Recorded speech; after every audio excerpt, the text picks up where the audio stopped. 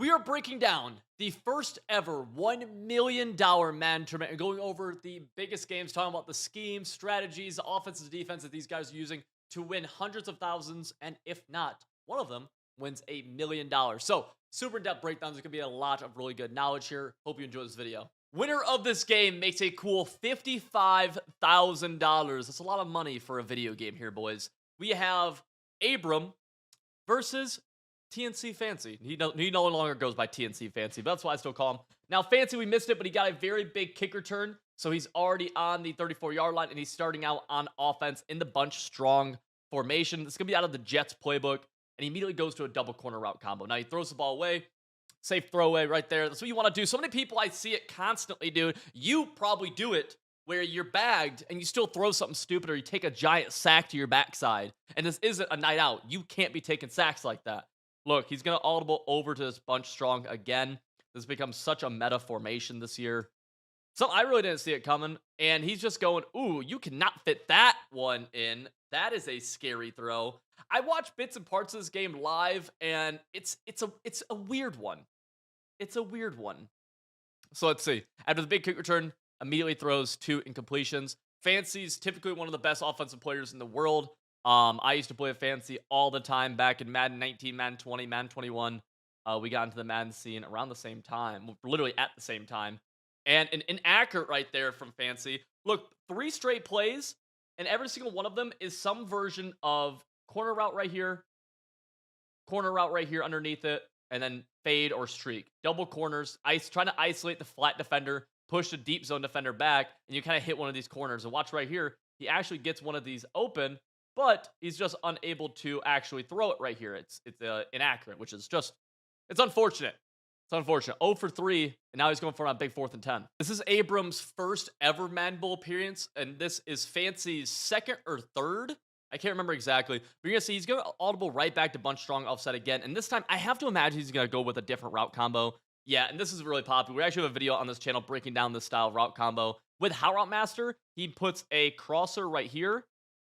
And that's the only real actual Hot Route Master he needs to do because he has a drag right here. 4th and 10, you're probably not going to hit that. This wheel could be thrown early in this area or potentially late depending on the coverage. And then this halfback streak is a sneaky route this year that's super good. A lot of people are running it at a super high level. Let's see what happens on the play. Like these halfback streaks, never really used before in Madden too much. And now they're super good. He's going to, oh, let's watch this back, dude. Because that's actually, he hits that halfback streak. Look at this. The pocket, he scrambles up. I'm surprised he taps RT here. Because when you tap RT, you are triggering the D line to shed. That was, great play, really good pocket presence. I'm shocked that he hit RT. I think he just was going to scramble up the middle, then saw the opening for the pass. Now he's going to audible over to the bunch tight end, call it inside zone right here. Pretty basic, nothing too crazy to break down. Jukes, though, a lot of people are not utilizing juke moves as well as you could be. Juke moves are so good in Madden 24. Pretty much every Madden has a skill move for that year that's really good. All right, Madden 22, it was a spin move. Madden 20, it was a stiff arm. I can't remember. Madden 23, maybe there wasn't a great one. I can't remember. But Madden 24, it is the juke. I guess Madden 23, I think Jurtling was pretty good last year. It's just escaping my mind. But typically, there's one move that's really good. Madden 21 and air trucking. And right there, he's going to fall just short. 3rd and goal from the 1. And this can be a tough area. He's calling this from Trey open. I guess he just likes the inside zone from this. I don't know why, but he does. He's going to go. I'm surprised he didn't dolphin dive. And that's going to bring him to a 4th and goal from the 1, which sucks. Man, he's going to hurry up. He's going to audible down. He has 2 tight end, or no, he has 2 running backs in this set right here. Is that Dre Archer on the top right side? Looks like it. And he's just going to stay in the tray open. I'm surprised he's in this. He just goes back to inside zone, jurtles up that time, touchdown. It's so hard to blow up runs every single time. And Fancy could kind of tell Abram wasn't stopping those runs because he was like gap shooting them. He was stopping them just because it got clogged up. And in Madden, when the runs get clogged up, but you only need a yard, you'll typically find a way to get that yard if you run it a couple of times. Had Abram actually blown up the runs, I think we would have seen a little bit different play call. Houston, Texas for Abram. I'm in Austin. Favorite food's tacos. Favorite Madden 24. He knows 3 languages. Really? That's right behind my face cam, so I apologize. But his fun fact is that he knows 3 languages. That's actually fire. He's in the Bears playbook. We're gonna see some kind of off meta stuff by him, a lot of different stuff. 3 languages is insane. So down here in Texas, right? I'm from Michigan, and obviously Texas, Austin, we're about 8 hours away from Mexico. So a lot of people here are like bilingual, where they know English, obviously, and then they know Spanish. I'm interested in what his third language is, because like that's why I assume it's English and Spanish, just because Houston, Texas, a lot of a lot of like Spanish population, I guess. But that's a cool fun fact, dude. A lot of people have lame fun facts. That's fire. But notice he's running the same route combo where we're attacking with double corners on the bunch side. It's so good. Usually people are calling it from like a corner strike type play. You'll have a short corner and then you hot route a deep corner. And I mean, it's just so good. But he actually hit the backside, which a lot of people don't do a great job of.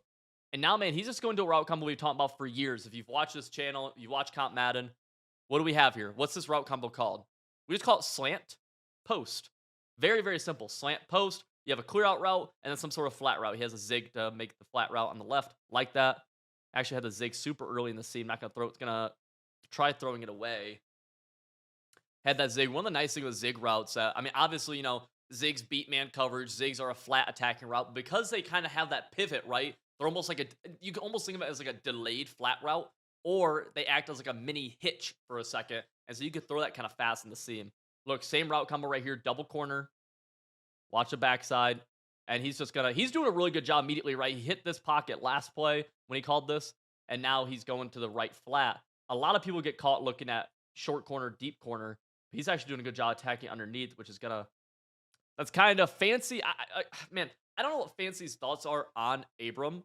But I know a lot of people, the kind of mindset is that, they're always looking for the home run play, especially in big tournaments like this. It can be easy to overlook some of the underneath stuff. And so I guess Fancy was willingly giving that stuff up, seeing if he's going to attack it. And he's doing a good job. And this is something, he went to Trey Y Flex right there, called the play dagger. Immediately hits a flat route. That's cool. He's adding some different stuff. Now he's going to verticals out of bunch strong. Let's see. Ooh, motion Dre Archer out 5 wide.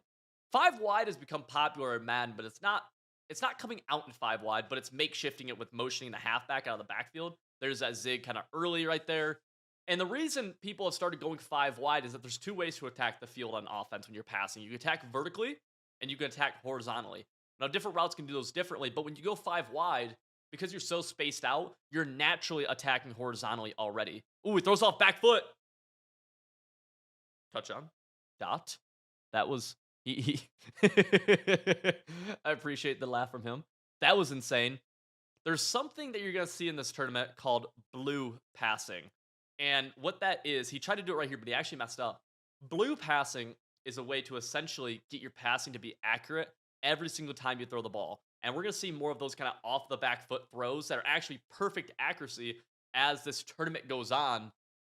That one right there wasn't, though. He messed it up. But you can get it to where that throw right there is accurate every single time. He just got lucky after messing it up right there. But yeah, so we're seeing people space the field out in 5 wide more, which gives you the ability, obviously, to attack vertically with any of those players, but immediately you're attacking horizontally, right? Let's say, for example, you're running, a gun tight type of set.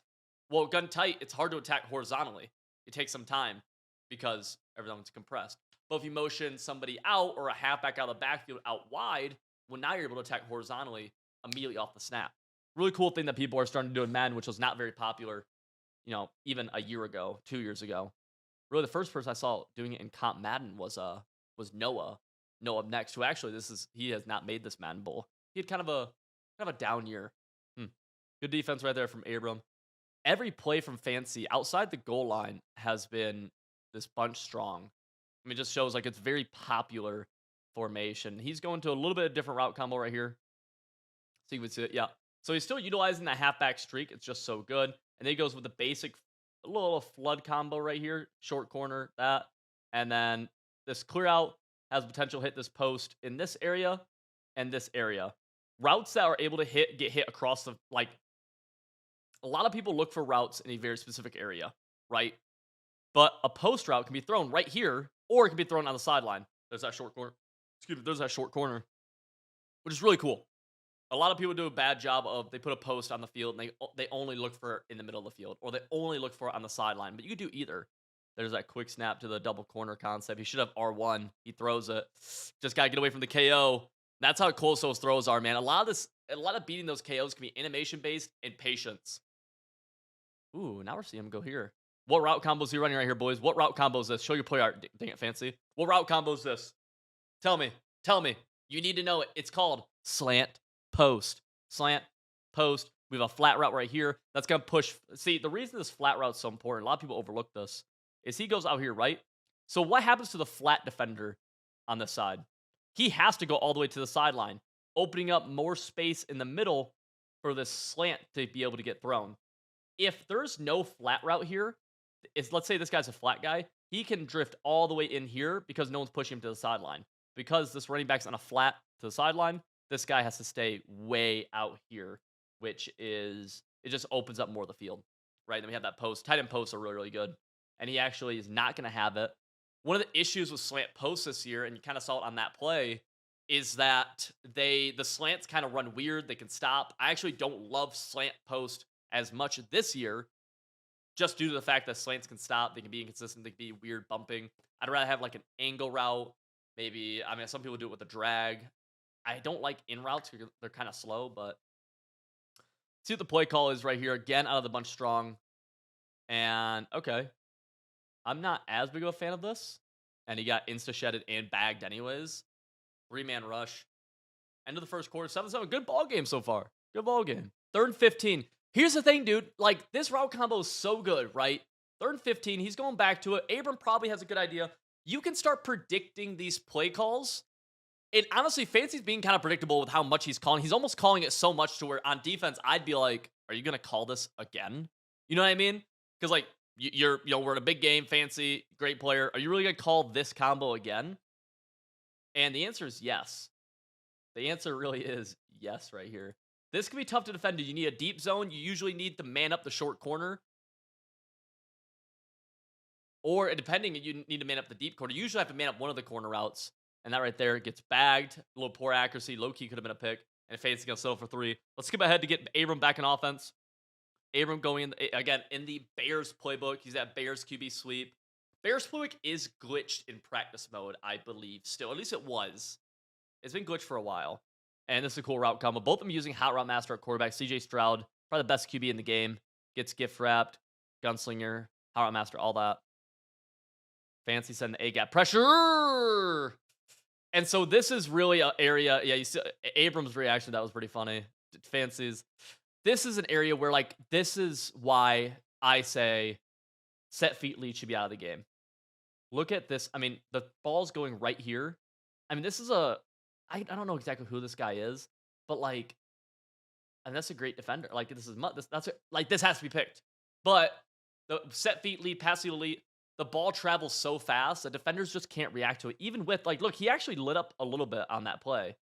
Who is that? 29? Is that Eric Berry? I mean, he's got to have 90s. I mean, he's the best card you can have, basically, give or take, right? Has to be picked off. But set feet lead is so powerful, which is why you need to run it, because that's why set feet lead is so good, is that type of throw right there. You can fit it into insane windows. It's just like, what do you even do? I personally think set feet lead needs to be out of the game. Gunslinger's cool. I think Gunslinger's fine. I'm a big believer in Gunslinger being good for the game. But check this out. He's going back to this little flat. And instead of slant post, he's going drag post. Same idea, though. Same concept, right? Looking. Nothing really there. And great pocket. Notice how these guys aren't, like, they might drift back a little bit, which is necessary at times. But they're not just falling back all the way. And I've said it a lot in these breakdown videos where on 1st and 10, if they beat you anywhere as a defense, if you're Fancy, the quarterback run up the middle is what you want to get beat on. That's such a hard thing to do every single play. It takes a lot of skill. It's very risky because you could get hit and fumble with your quarterback. Good dot right there to the flat from Abram, though. I like this. I mean, he's running a lot of, kind of unique plays, playing the game a little bit different. And now he's going to a read option, which we don't really see, especially out of the tight slots. Boom. Gonna keep it. No, he's going to hand it off Dredger. Juke outside. Good click on from Fancy. Maybe should have juked inside right there. Hindsight, obviously. And now he's motioning across. Like, you'll just see him do.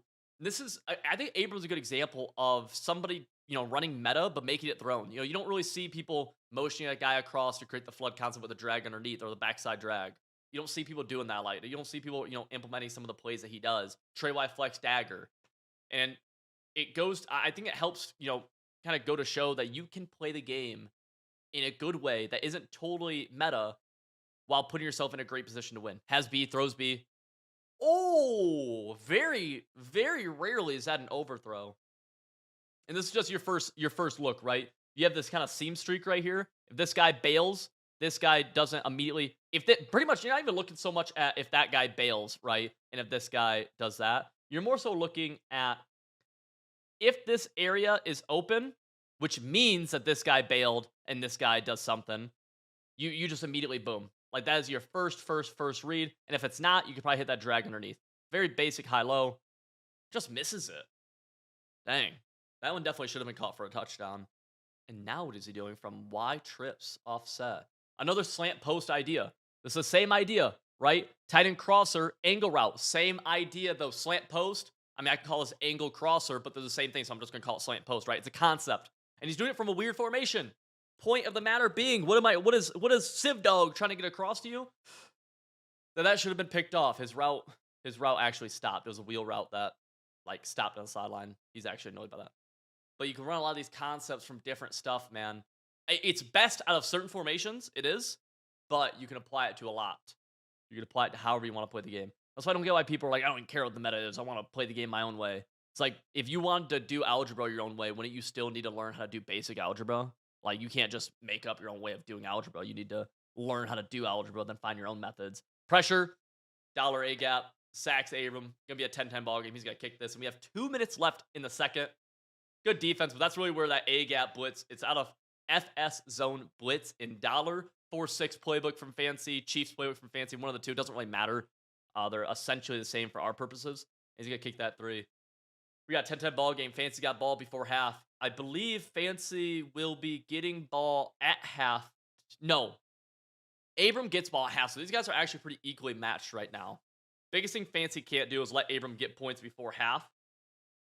He needs to really make this the last drive of the half and ideally go up some points. Minute 53 left. He's going to start with a halfback base. And really, I think that the big thing with that, missed dive, juke.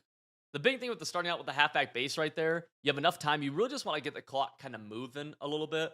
Easy play to start running the clock down because you are playing, you're trying to score, obviously, but you're playing a little bit of a clock game here where you want this to be the last drive of the half. And I wouldn't be surprised he drips this down to underneath 10 at the minimum. He can go just straight verticals from this. No, he goes to 12. Good quick throw right there. Boom. Gets pile driven.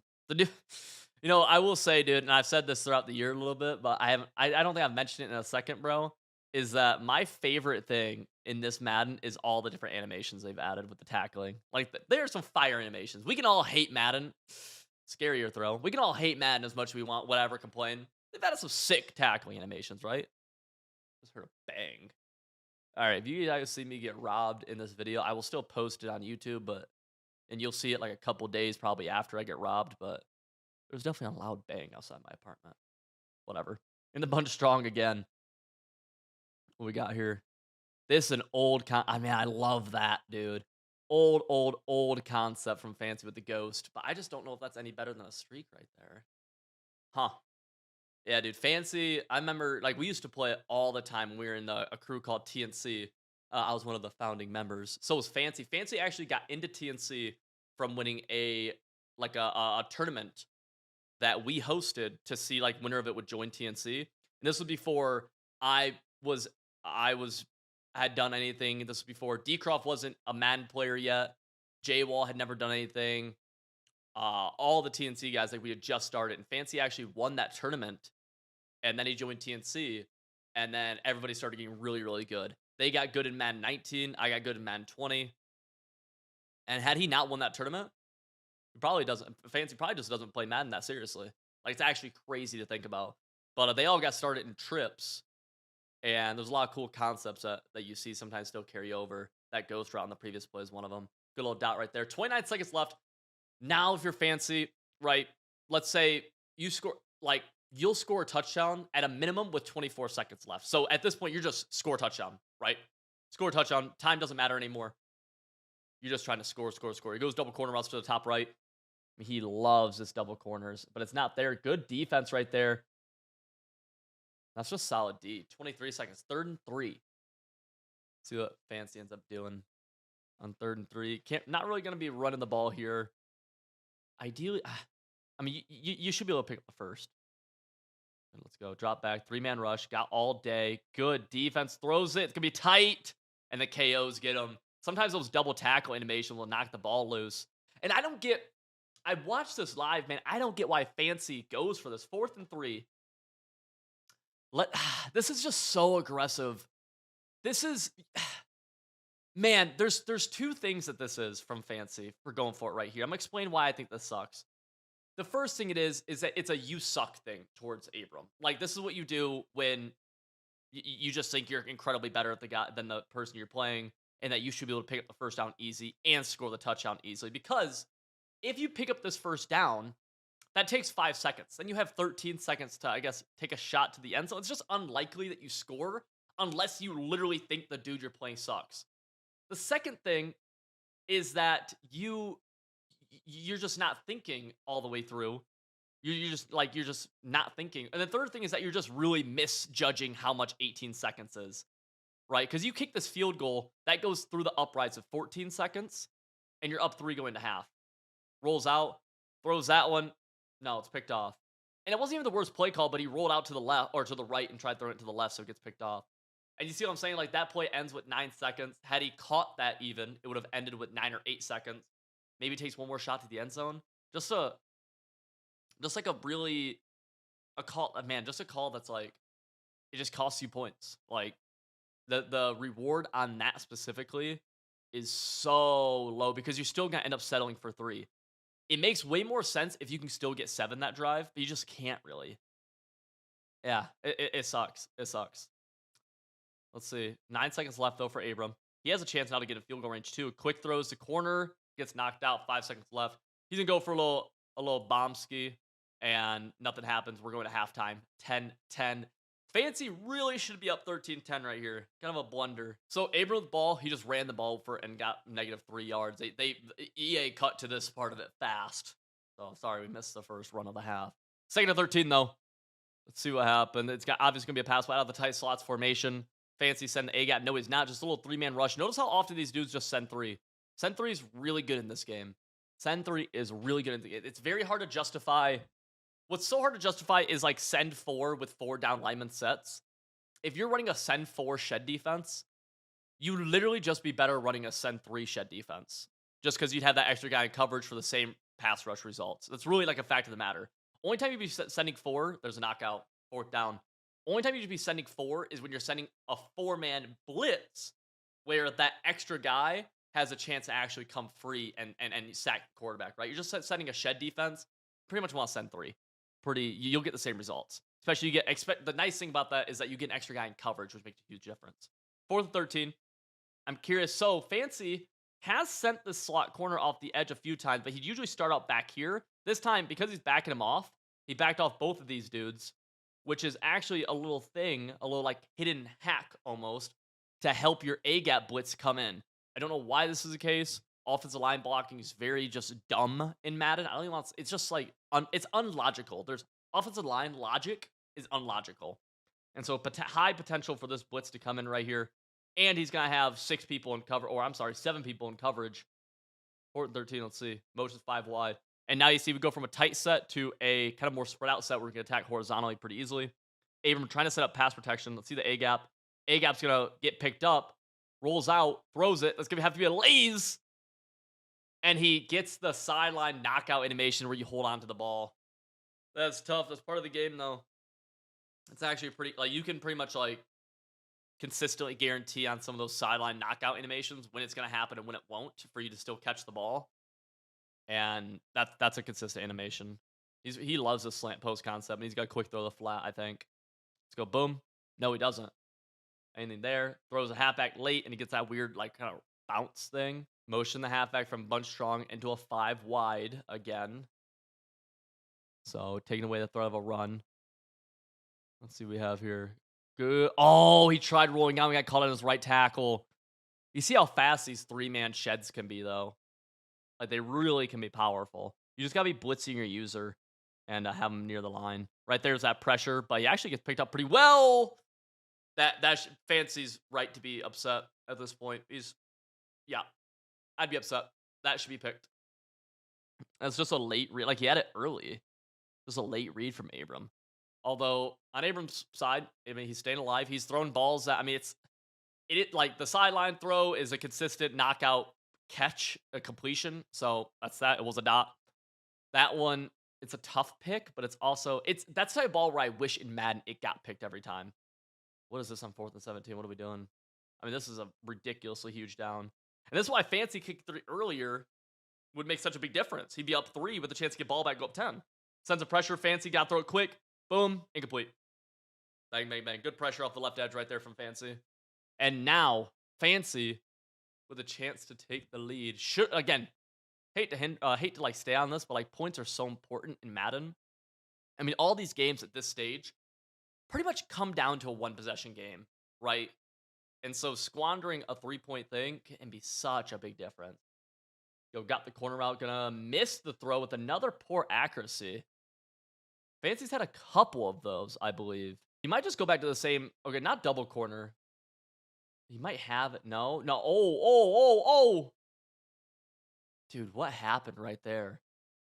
Okay, so Fancy just tried running a essentially a flood concept to the wide side of the field.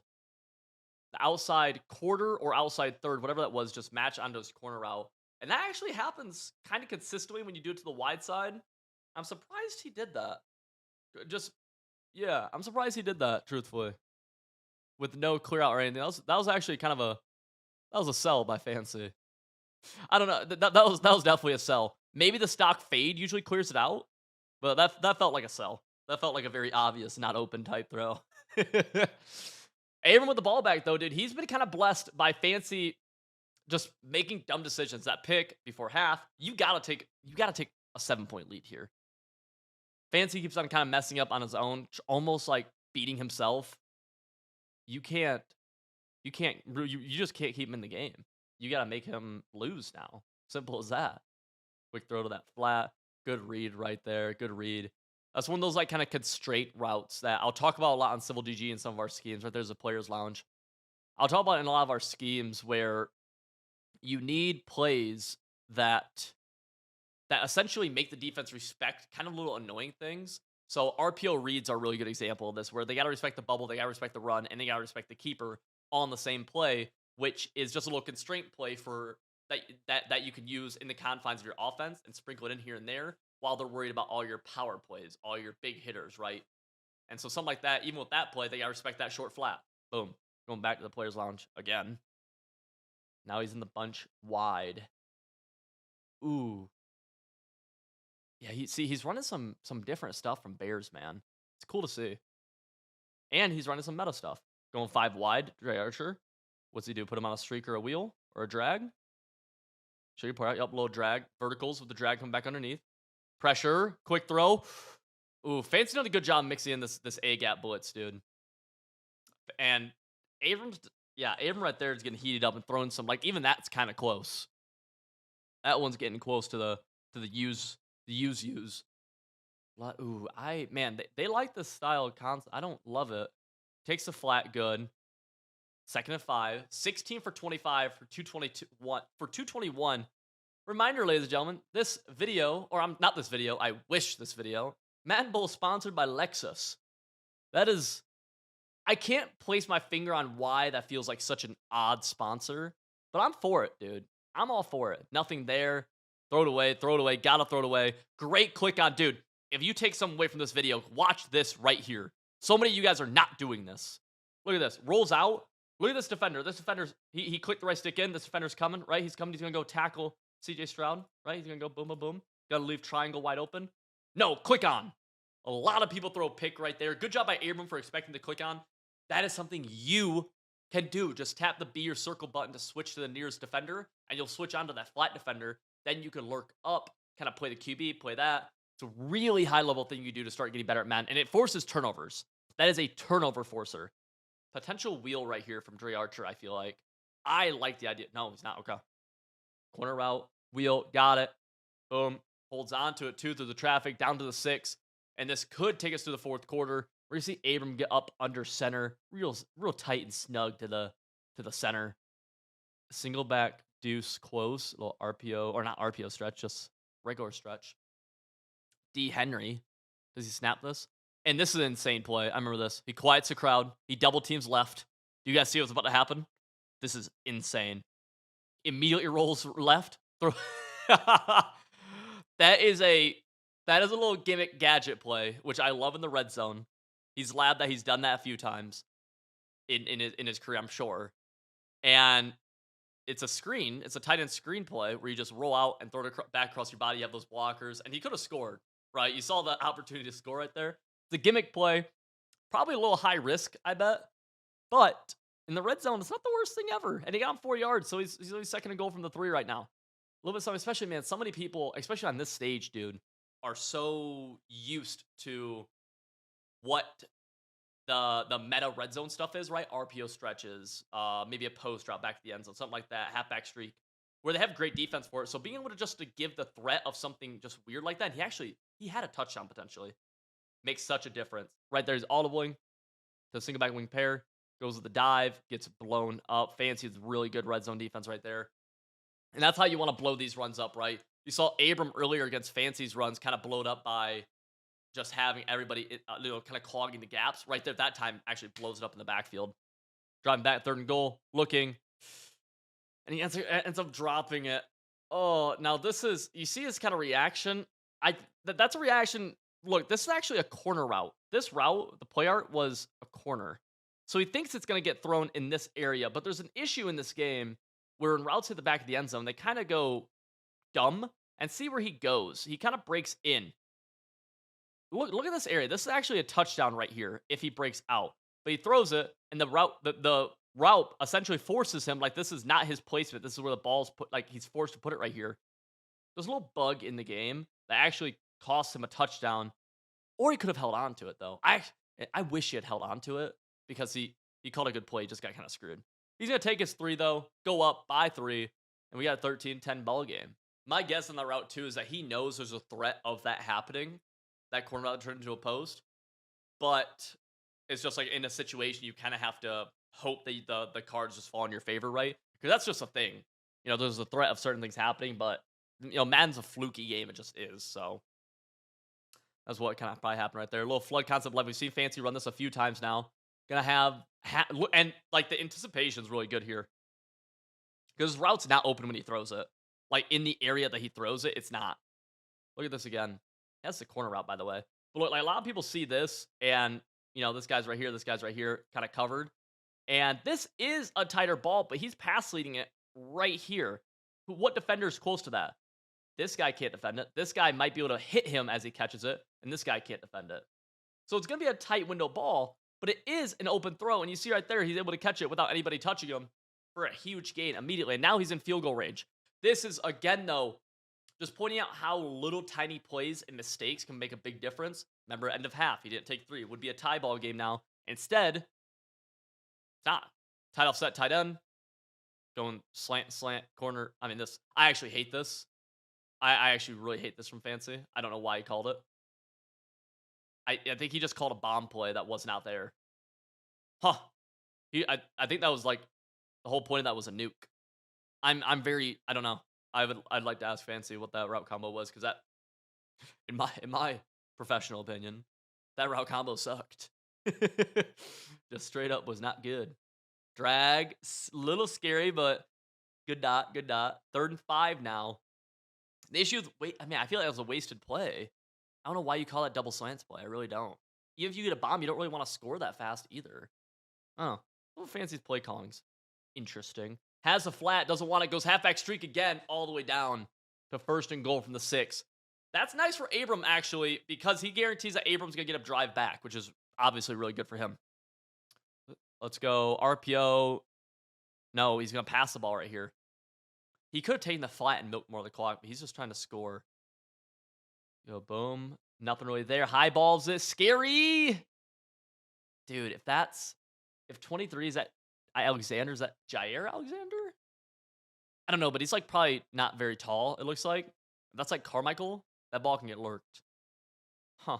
Fancy low key be playing like a little reckless. A little reckless in the play calls are like a little like, I don't know if that's the most optimal play call. And at this point, this stage, this game's winner of this game makes 55K, dude. Drop back. Looking. Go high. You could highball that again. Nothing there. Playmaker. Boom. Good. Really good, dude. This is this is like a thing that you've probably done in Madden some. Rolls right a little bit. Playmakers left, able to hit it, and then able to get into the end zone where he could have gotten tackled short. Good job by Fancy. Scores a 7, up 4 now. Abram with the ball, money drive time now, 2:39 left. He's gonna start this off with a run. Just get the clock moving. Sure, I don't hate that in this situation. To go stretch left, has a dude bang, and it's a touchdown. It's a touchdown. Good journal right there. Good journal right there. But that's that's tough. That's tough. Good truck. Wait. Good reaction time with the truck. Good journal. Right. A lot of people maybe mess that up. But wow, that is a way to get the ball back. Not the worst thing ever for Fancy, because I mean now Fancy just has a money drive, but it's like if you're Fancy, you're like, damn, wish you had to play offense a little bit. Wish you had to play a little bit of offense, but hey, what is that sweatshirt from Fancy? Is that sweat? Yeah, and what is that? What was that little logo? I don't know what that is. I got no idea. I don't know what Abram's sweatshirt is either, but I don't see a logo on that. Although I do see like a little, what is this right here on his chest? Is that a design? I don't know. Look at this. Boom. Boom. Like, okay. This is one of those things, dude. I'm a big believer in this. I've been playing Madden for a very long time at a very high level, and there's just times where you just go, okay, sure. It's like that Niners catch on it's like the Niners catch on when Brandon Ayuk had to hit his face or had to hit the Lions DB's face mask, and then he caught it. You just go, okay, sure, he caught that. Nice. What are you gonna do? What are you gonna do? Fancy money drive though, down 3. We have 150 seconds left in this game. I worded that like a mother saying that her child is 47 months old. You could just say 4 years old, but that would be 12, 24, 36, 48. Yeah, just under 4 years. Double corner route. That's the first time he's let that deep corner route up. Abram has. Flood left. You see these guys running these double corner routes to the wide side, and that's the first time he's let up the deep corner route. He's let up the short one a few times. He's let the flat a few times. Huh. The deep one he has not. 2 minutes left. I'd like to imagine Fancy calls a little run play right here, get the clock moving, or burn one of Abram's timeouts, because you got to play a little bit of a clock game. Really, ideally, you score you score a touchdown with no time remaining. Super ideal, obviously, but you're in like score a touchdown mode once you break 30 seconds, right? Once you break underneath 30 seconds, score a touchdown mode. Big time. Big time, big time, big time. You'd like to especially get underneath a minute, which you should be able to do right here, assuming this play is complete. Going back, little user rush. That is an insane lab, and that is just an insane throw. Dude, this play right here is just wild from both players. Look at this. User rush. That's something that Abrams had that he has not used all game. That is intentional. Like, that is something labbed. I don't know what it is on a dime. And then Fancy, immediately seeing it, rolls out. Like, I mean, holy crap, dude. Barely misses a tackle. And then the click on is to Vita Vea, who doesn't have work artist. Goes above his head. Good throw by Fancy on the... That was kind of a wild play. Dang. Dang. Good dot. And there was a timeout called right there by Abram, too. Abram trying to guarantee he gets the ball back. Run by Fancy. See, right there, I think you go down if you're Fancy. I actually think you fall down if you're Fancy in that situation, because that's going to allow you to burn more clock, because he scores with a minute 14 left, which is going to give Abram an opportunity to go back down. And we have first half with almost no scoring at all. Second half with, especially the last minute or so, a lot more scoring. I definitely think if you're Fancy, though, first and 10, you run that ball, you fall down second inches, burn a timeout of his or another 30 seconds, you should get that first down again. But also, I hate even talking like that, because I've always been, it's just different now on next gen, because offense is so easy. It really is, compared to old Madden and the real NFL and real football. But you have to, The clock's such a big point. I've always been somebody, though, I always hate the idea of and you see, like no, no, no, no, look, this is why there's a reaction. Watch the players lounge right here, right? Watch this, watch this, watch this. So no, no, no, see, Wesley goes, "Why did he score?" John B is actually saying right now, "Why did he score?" And watch Justin's reaction. This is Justin right here. Is that Jaywall? Hey, Jaywall. Um, watch the reaction right here. Justin's just like, "What do you do?" Like, that's how I feel. I'm like, man, how do you not score? But at the same time, the super smart thing is to not score, to burn more clock, to keep the ball in your hands. Abram in a fine spot. Two timeouts. Just needs to get 7. Just a money drive. Classic money drive. Immediately rushes for 9. Gets out of bounds. Stops the clock. You want to hold on to your timeouts as long as you can. Get big gains. Worst thing, really the worst thing you do here is like throw like a hitch for 3 yards, right? Any outbreaking route's cool. Anything deep down the middle, awesome, right? The run play, see, that's this call sucks. This one, I'm shocked by this. Unless he thought he had an instant touchdown, which I mean, maybe he saw that look and thought he had a big run right there, which he almost did.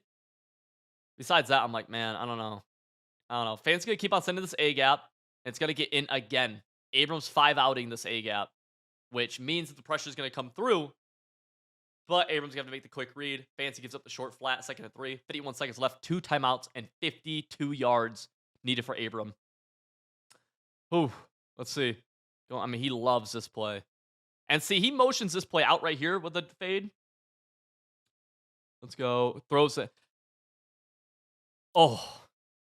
And that's, I mentioned earlier that there's a way to get these passes to be accurate.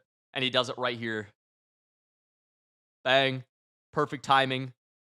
Clicks on, ags it. That's a wild throw, wild catch. But it's like you can make that consistent. You can make that consistent in this game, or pretty consistent. I've seen it now. I've seen it. Goes to bunch wide. 45 seconds left and the clock is stopped. 1 timeout left. Throws it. High ball. Bang! Deion Sanders, touchdown. And if you're fancy, you just need to get 3 now. Like, we have seen, this is one of the easiest reads ever. Fancy dips low with his user. This crosser is just always going to be able to get a step on him. Only scary thing here is that Deion Sanders is like 6 foot. So the high ball won't go as high as if it was to Calvin, but touchdown nonetheless. And now Fancy gets a chance to answer. He's only down 3. Here's another replay of this play, courtesy of the boys over at EA. And now Abrams got to get a stop. Fancy's got to get a 3. So, I mean, if Fancy's still in a good, like, each player's in a good spot right here. It's not like the probability meters got to be like 50% each. Although I don't love the immediate play call from Fancy. He hasn't really called this all game, but he hits a dot. Okay. Gets tackled inbounds. That's kind of wild. That animation's crazy. Stops Fancy from getting out of bounds, makes him burn a timeout. Dang. All right. 52 yards to go. 34 seconds for Fancy now to get either 3 or to score a touchdown and take the lead. Very odd because I just said the same sentence for Abram like 2 minutes prior, but double corner routes to the right side. Seeing this over and over again. Then we have a streak attacking that seam from the halfback. Gotta watch him. He's gonna throw the deep corner route. Gonna be a KO right there. That's why those deep zone KOs are so good. Fancy pretty much just needs to be more patient or have a better free form to get it to the sideline. You're just never gonna catch that one. That one's not even shocking. It's tough, man.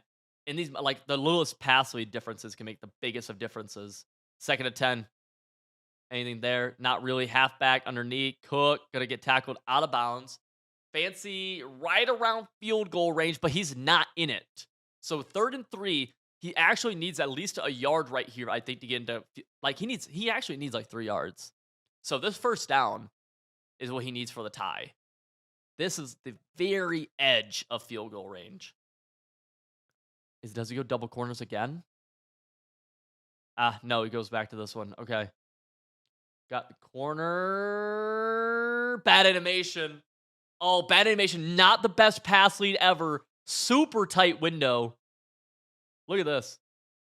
Man, look where this ball goes. It's kind of hard to see. He actually pushes us all the way out. All the way out. That's low-key on him. I would have rather, man, I mean, it's hindsight speaking, right? But you had 2 routes that you could have thrown over the middle that would have been clean. Let's see, does he change his free form at all? Yeah, I mean, look where the ball is. But then, I mean, he catches it like a high ball. he like that's such a weird animation he got. Yeah, man. It wasn't a high ball though. It said bullet pass. Yeah, man, I wonder if the freeform wasn't 100% correct. The freeform seems far outside, but the catch he got, I feel like should have been able to toe drag it. And yeah, he can't kick three here, so he's going for a 4th and 3. Going back to the bunch strong again. We see dime potential for that same user rush. If you're fancy, you got to be ready for this user rush right here that he ran on you earlier in the game. He's only ran that one time, but it definitely could stop a play. We'll see what Abram does right here. Boom, snaps it. Nothing really there except for the streak. And Abram just blows coverage on the left side. This is the thing. I mean, I'm shocked by this from Abram because he's played a lot of Madden. He tries going aggressive on this left side, goes one-on-one man coverage between these two, and it's shaded down. So you're going to get a press animation. But if he runs a streak, it's a touchdown. And what I think, I think, and I don't even know if this is true, is that Abram thought this guy would be on a drag or a post, right? And instead, Fancy just calls a streak. Man, I am confused by the play, by the coverage, because did he blitz right there? Did he send 4 or 5? Did he send 5? He had to have sent 5, right? No, he sent 4. He tried the user rush right there. Oh. No, dude. That's actually... Okay, so I don't know enough about this user rush. But he's user rushing right here from this guy. And that's that thing that came in free. So if this comes in free, CJ Stroud has to roll out. And the way he beat it last time was rolling out this way. So even if this guy's on a streak and he's wide open, the quarterback's over here, which makes this not a real throw. The only way this guy beats you, if this user rush comes in, is on a drag or a post, but the shade down would defend that. But watch the user rush right here. The user rush gets picked up. And again, I don't know enough about this. But so in theory, this comes free, right? And that's what Abram's trying to do. He's trying to get it come free. We've seen it come free, which would force CJ Stroud to roll out, which means even though the streak is open right up here, you can't make that throw all the way there. You just can't do that. That's an insane throw. That's if he makes that throw, you just look like, okay, you just tip your cap. GG's. See what I'm saying? Actually, kind of good defense. Good defense if the user rush came free. You see, he actually peeled back after the user rush didn't work. That's wow. I just need to know more about that user rush right there. Is that something that you can actually get in or not? I don't know. Abram's gonna have 14 seconds or so. I want to say it's blown coverage, but I get the logic behind it because a third leaves that drag or post open if he rolls out to the right. I get it. 12 seconds, quick throw, verticals, right side. Abram needs 4, which means he needs 7. Actually, it'd only be 6 because you can't kick the extra point as time expires. But nonetheless, he needs a touchdown. 10 seconds left. We're going to see a Hail Mary. I like that immediate quick throw. Let's see what happens right here. Going to go verticals, trying to hit something quick, getting around the 50-yard line. Quick throw. Got it. Oh, almost a double journal could have been crazy right there. And now we're just going to see goalpost Hail Mary. That's a play call. You could argue maybe you get a little bit closer, right? We'll see. 6 seconds. I bet he sends his halfback out from the backfield right here. Gotta assume, and probably gonna. He does. Halfback on a wheel. Halfback's wide open. 3 seconds, 2 seconds, 1 second out of bounds. You know, a little fun fact. The reason that 1 second is so long, by the way, is that 1 second shows on the clock from 1.9 to 0.0, whereas 2 seconds only shows from 2.9 to 2.0. So the 1 second on the clock is actually worth 2 seconds. Fun little thing right there. Because some people always say, why is 1 second always so long? It's literally 2. Boom, Megatron. I like that play call right there, dude. A little underneath, try to journal up and try to get out of there. I actually like that play call a ton. GG's Fancy moves on, wins a cool 55 buckaroonies.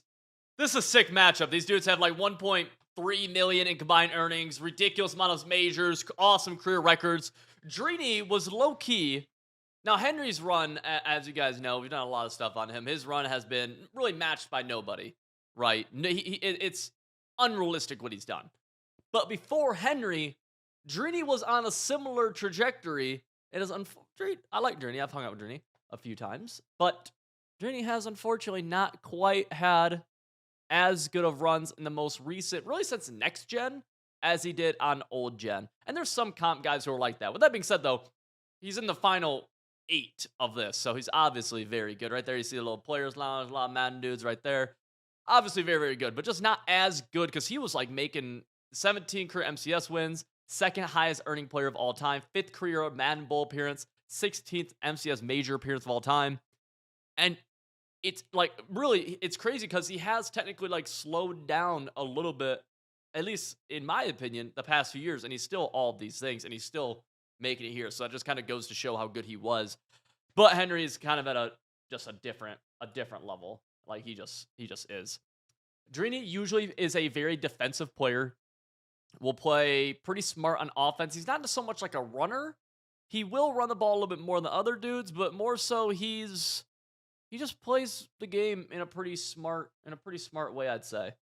So we'll see what happens here in this game. This is a pretty good one. That's a great matchup. Very first play, we're gonna see a handoff to Pacheco for a gain of about 1 or so. You can almost predict with a lot of people that their first play of a game is gonna be some sort of run call. Like so many people do it, and it's fair. Especially a lot of people, if you ever find yourself in the middle hash, so there's left hash, right hash, middle of field, not really a hash, but we call it middle hash. A lot of people run the ball in that situation just to try to get to a hash. That helps passing the ball a ton. And Drini is in the Jets playbook. Jets offensive playbook, audibling around a little bit. You see already he flipped. Now he audibles to bunch strong. And we've seen a lot of dudes run a lot of bunch strong. But Drini's probably going to add in some different stuff. Immediately, I see a weird route combo. Let's see what he does. Yeah, and he's just running that double corner stuff. We see this all the time, double corners from Gun Bunch Strong. A lot of times you see it from this guy on the short corner, then this guy on the deep corner, and this guy on the streak. He just inverts them a little bit, and now he's using his halfback to attack the flat, drag, backside. This is a really good route combo. It can definitely get screamed at, and we'll see if it does right here. It doesn't, and he's going to be able to hit that short corner for a nice little dot. So now Drini's taken, just from that, everyone's so familiar with the double corners with the outside guy being on the short corner. He has now flipped it to where the tight end's on the short corner, which, depending on what your defensive adjustments are, can be a huge change. He's going for a deep ball that's not open with deep out zone KO. If you play Mutt, or if you play Regs and you can get the Bills or CFM and get deep out zone KOs, that ability is so good. It saved right there is a good example of it saving Henry on a big play. That ability is so good. And Drini is not afraid to be a little bit off meta as well. You see him actually audible into tight doubles. Probably the only person who does so in this entire tournament. And the play is bagged. He ran a basic flood combo. Henry Mabled that left side. Mabel coverage, if you're unfamiliar with what that term is, Mabel is the type of zone coverage where we have a short flat zone and a deep flat zone. So you're essentially putting two people on the sideline at different depths. Another kind of off meta thing Drini does right here. Motions tighten it across. Is he going to create a little mesh concept underneath? No, he's not. Good play. Going to have R1. Good click on. And this is huge. I got to point this out because a lot of people mess this up pretty bad. A lot of people mess this up. So he holds his user in the middle of the field. Good route combo. Look at the spacing here, right? This guy's here, up here, going this way. This guy has pulled.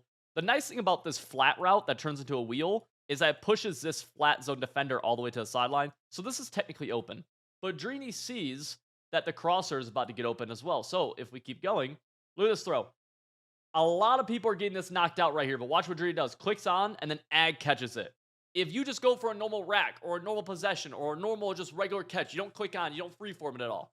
That ball's knocked out. And the difference is a lot of people are like, man, that's a little thing. Everyone always looks for the hot new scheme, the hot new play, the hot new blitz, whatever. I make scheme. I know how people like what they like.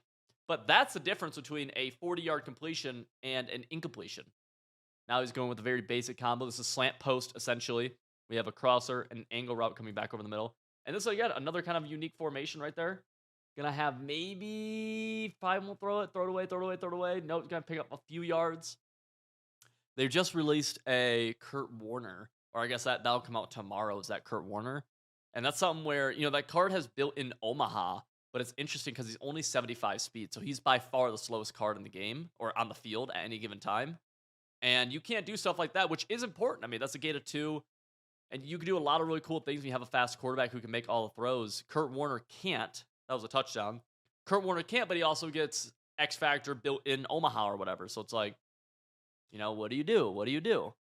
I think EA has done a good job of introducing slow quarterbacks throughout this year that make sense to use. Because now there's a big discussion of whether or not you use that card. We'll have a gameplay breakdown on him probably tomorrow. Drini goes 5 wide, pressure right in his A gap, no pause. Yeah, and Henry just, when you see someone go 5 wide like this, typically, at the very least, it means that they're blocking at most 6 if they block this guy. So if you send pressure at this, you know it's probably going to come free, especially like this style blitz. He sends, what, 1, 2, 3, 4, 5.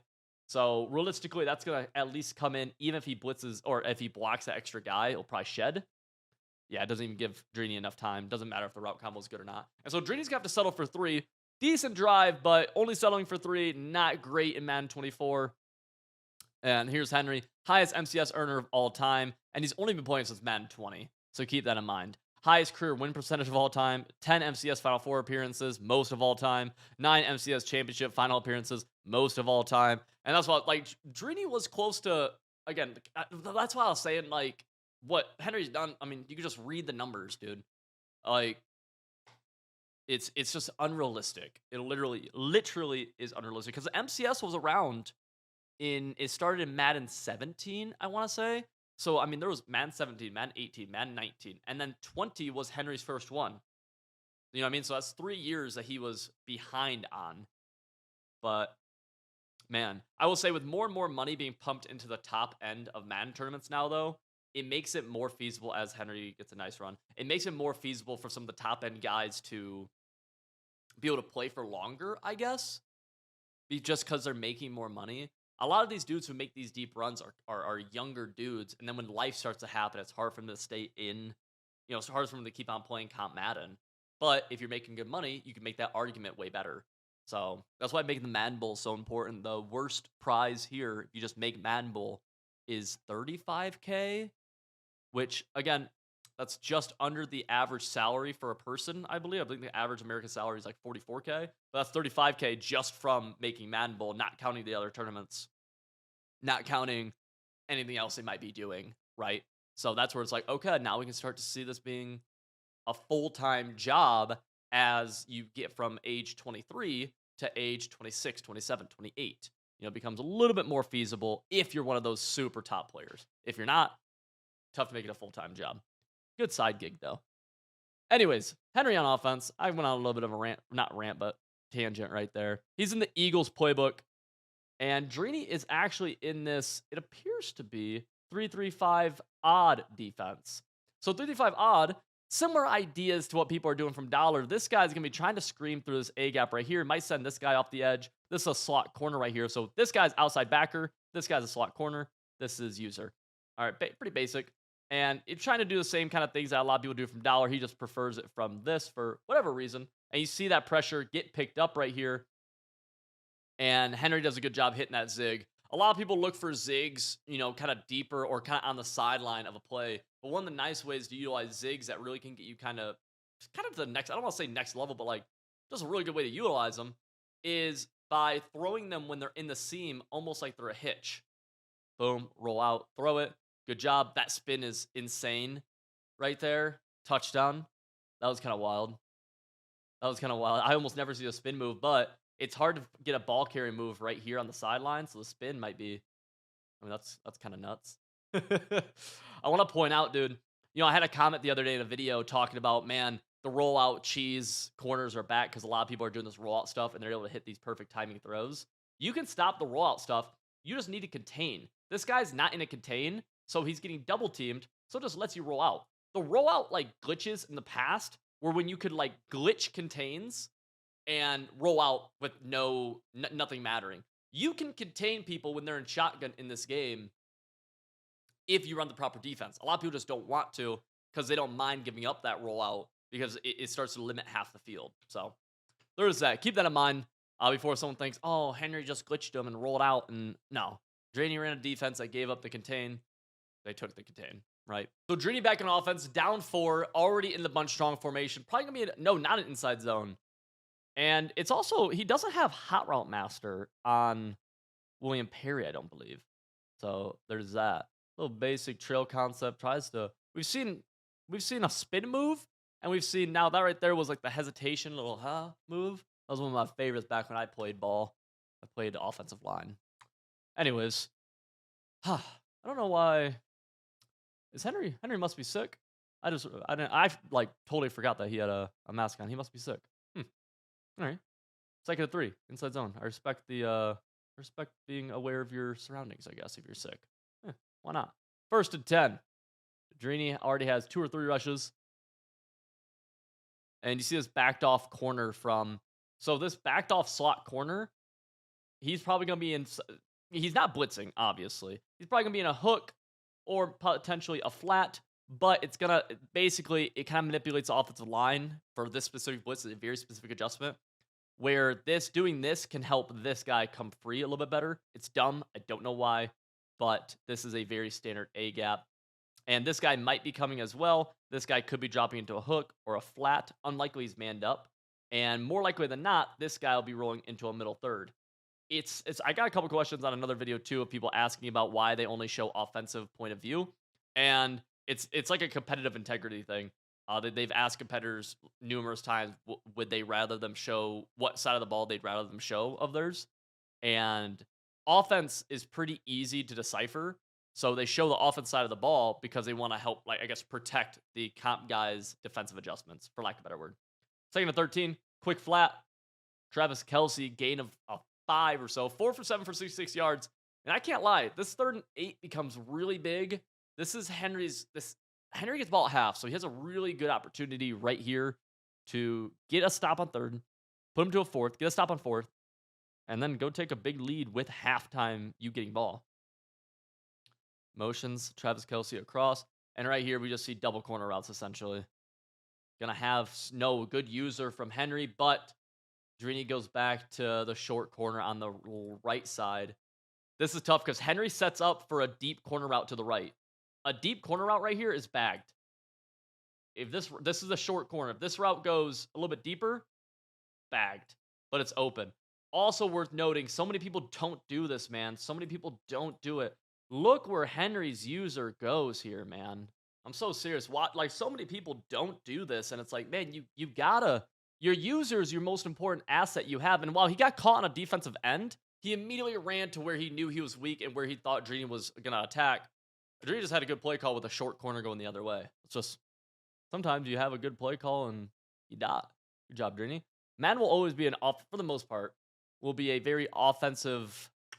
What's the right word? Offense is always at an advantage in Madden, pretty much. There's so many different things that go behind that. And so you got to know when you go into games, you're probably going to let up some points. You just are. It's impossible to play perfect defense. Little underneath drag went 5. Oh. That's unfortunate. He did juke into a hit stick, but like, dang.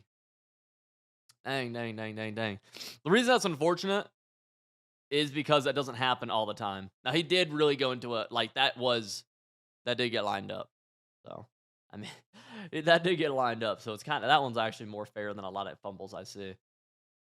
We'll see what he does here. Yeah, Henry now trying to play a little bit of the clock game, knowing that he could go up 3 possessions before Drini even gets the ball back. And if you do that, you win.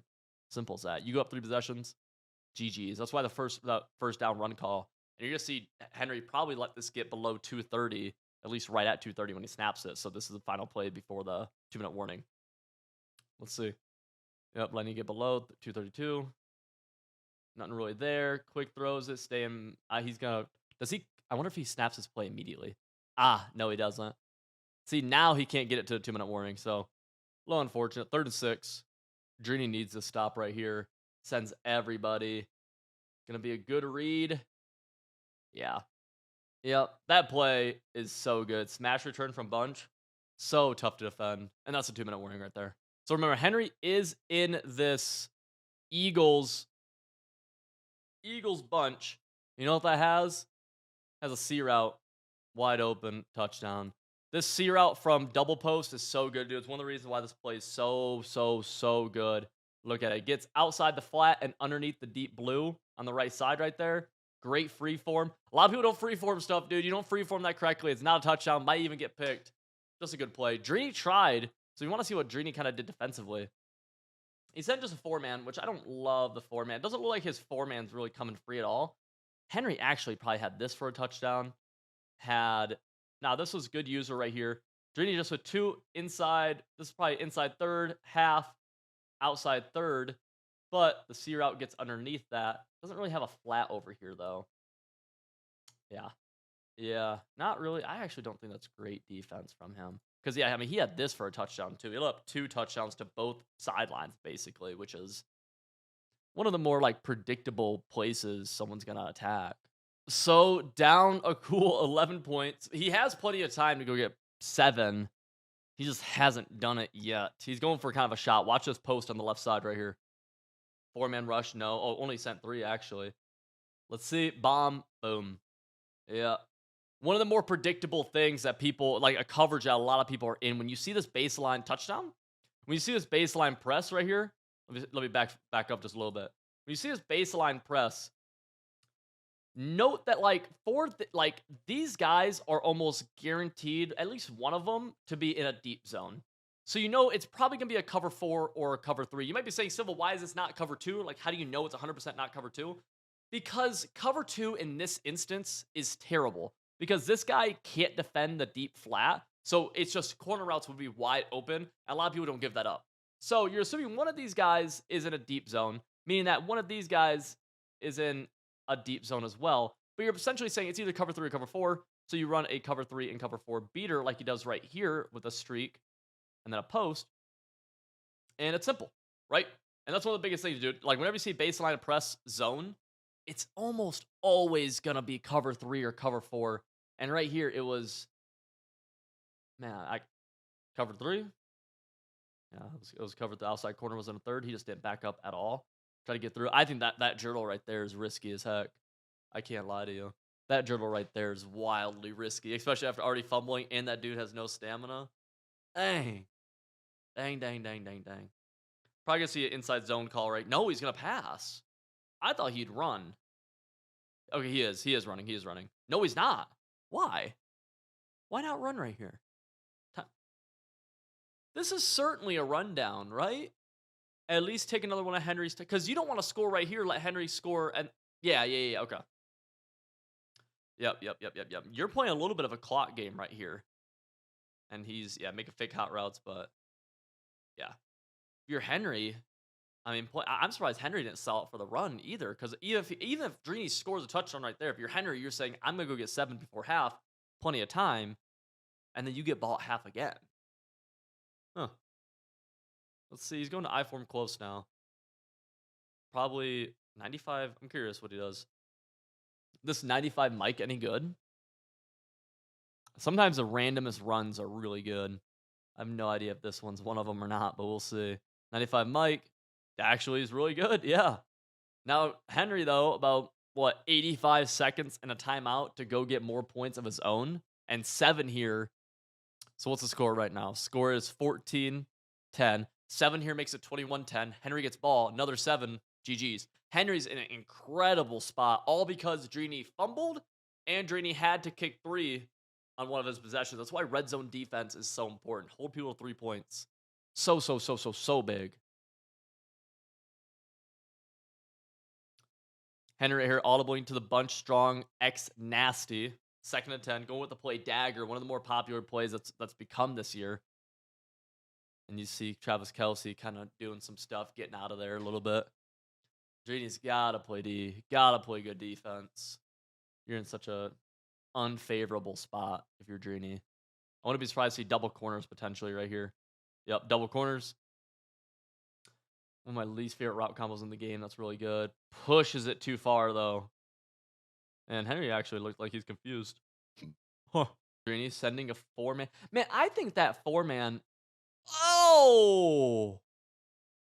Dude, I know. So, what made Drini good so long ago is that he used to have, like, one of the best users in the game. Right there, doing a good job. Forces a. Man, I'll always just believe, like, this. Like, look where the ball is. Ball's right here. I mean, this is a pick, right? This has to be picked up. It's a bad read. Bad read. And man, I swear, like, I don't know, because what Drini did with right there with his user, we kind of like, if you watch, you kind of like hesitated for a second. I feel like it's like the game, and it's like, man, I'd love to see that ball be a lurkable ball again. I guess that's what I'd say. I think that comes from no set feet lead, actually, just for next gen. Set feet lead is the worst thing they've ever done to next gen. Good read over the middle. Timeout from Henry. All right. 46 seconds left. I don't know if you guys can hear the dogs barking outside. Dude, dogs just going crazy. And he just keeps on calling this dagger play. Yeah. Going back to it. Gonna go crosser. Not gonna be a fit. Oh, we definitely can. I'm an idiot. I just saw that totally wrong. Jeez. Definitely a run call right here, I think. Probably just gonna try to get. No, he's not.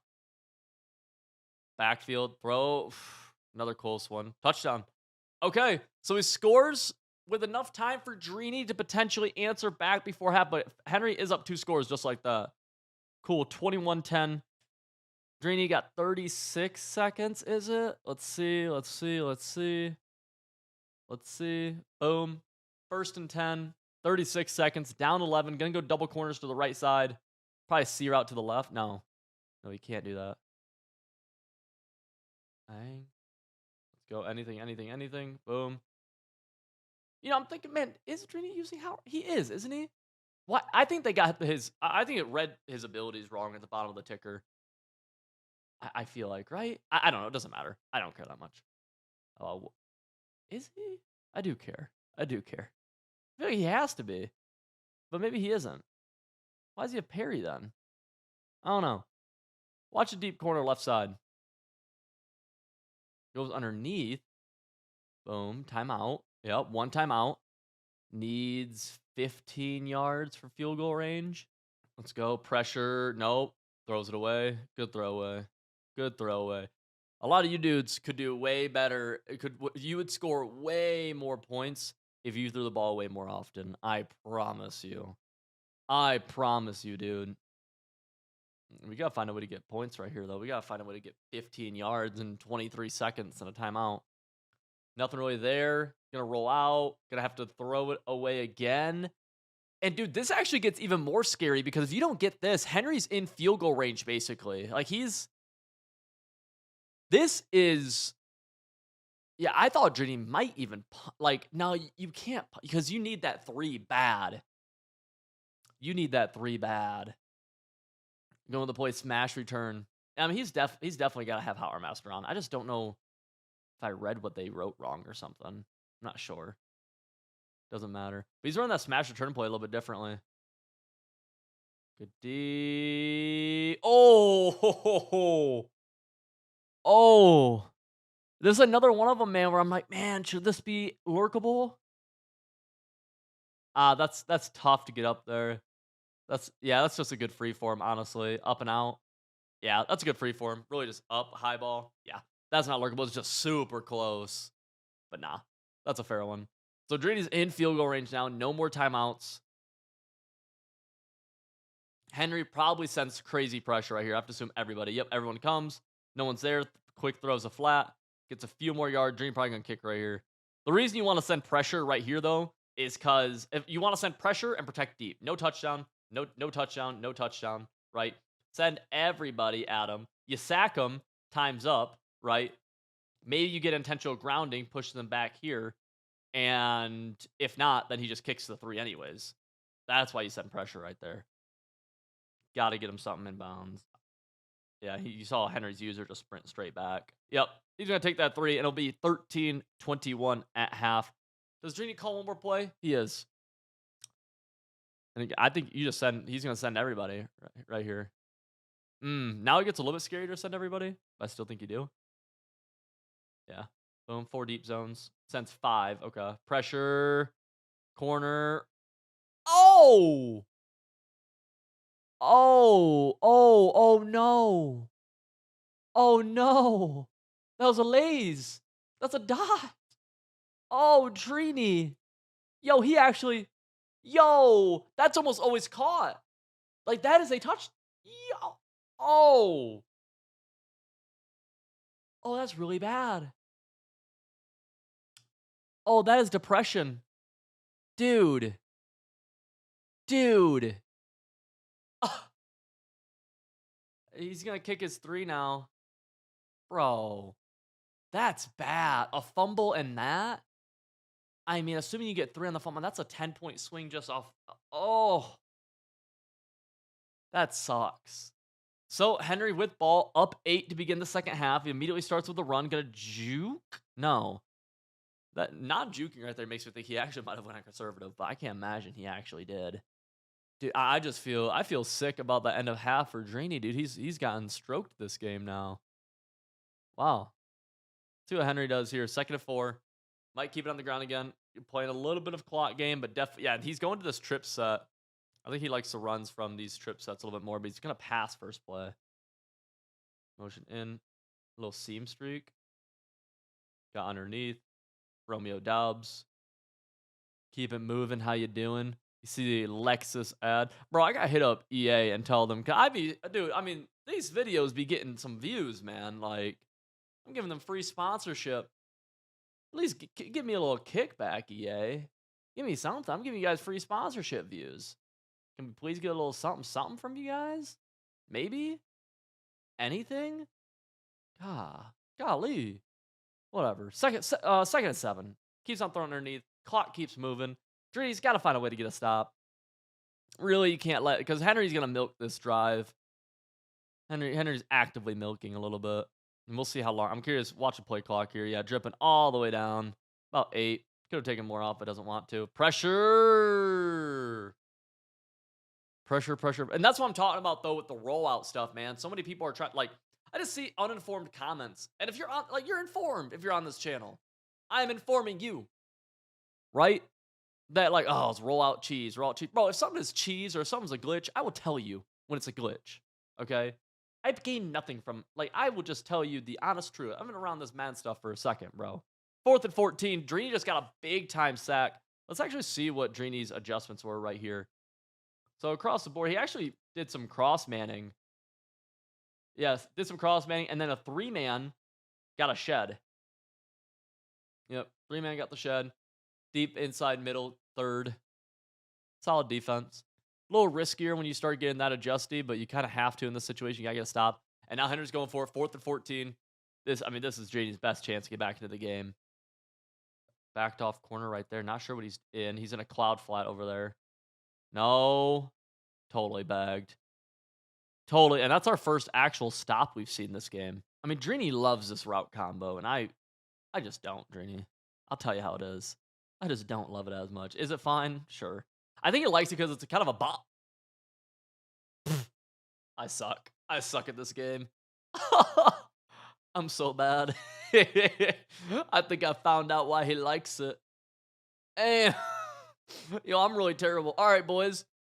In case you're wondering, this route combo is a potential 1-play touchdown against cover 3. Okay, I didn't know. I didn't know. I suck. Who am I? There's a reason he's there and I'm here. Damn. Drew's right back in it, bro. Good job, Drew. Good fight.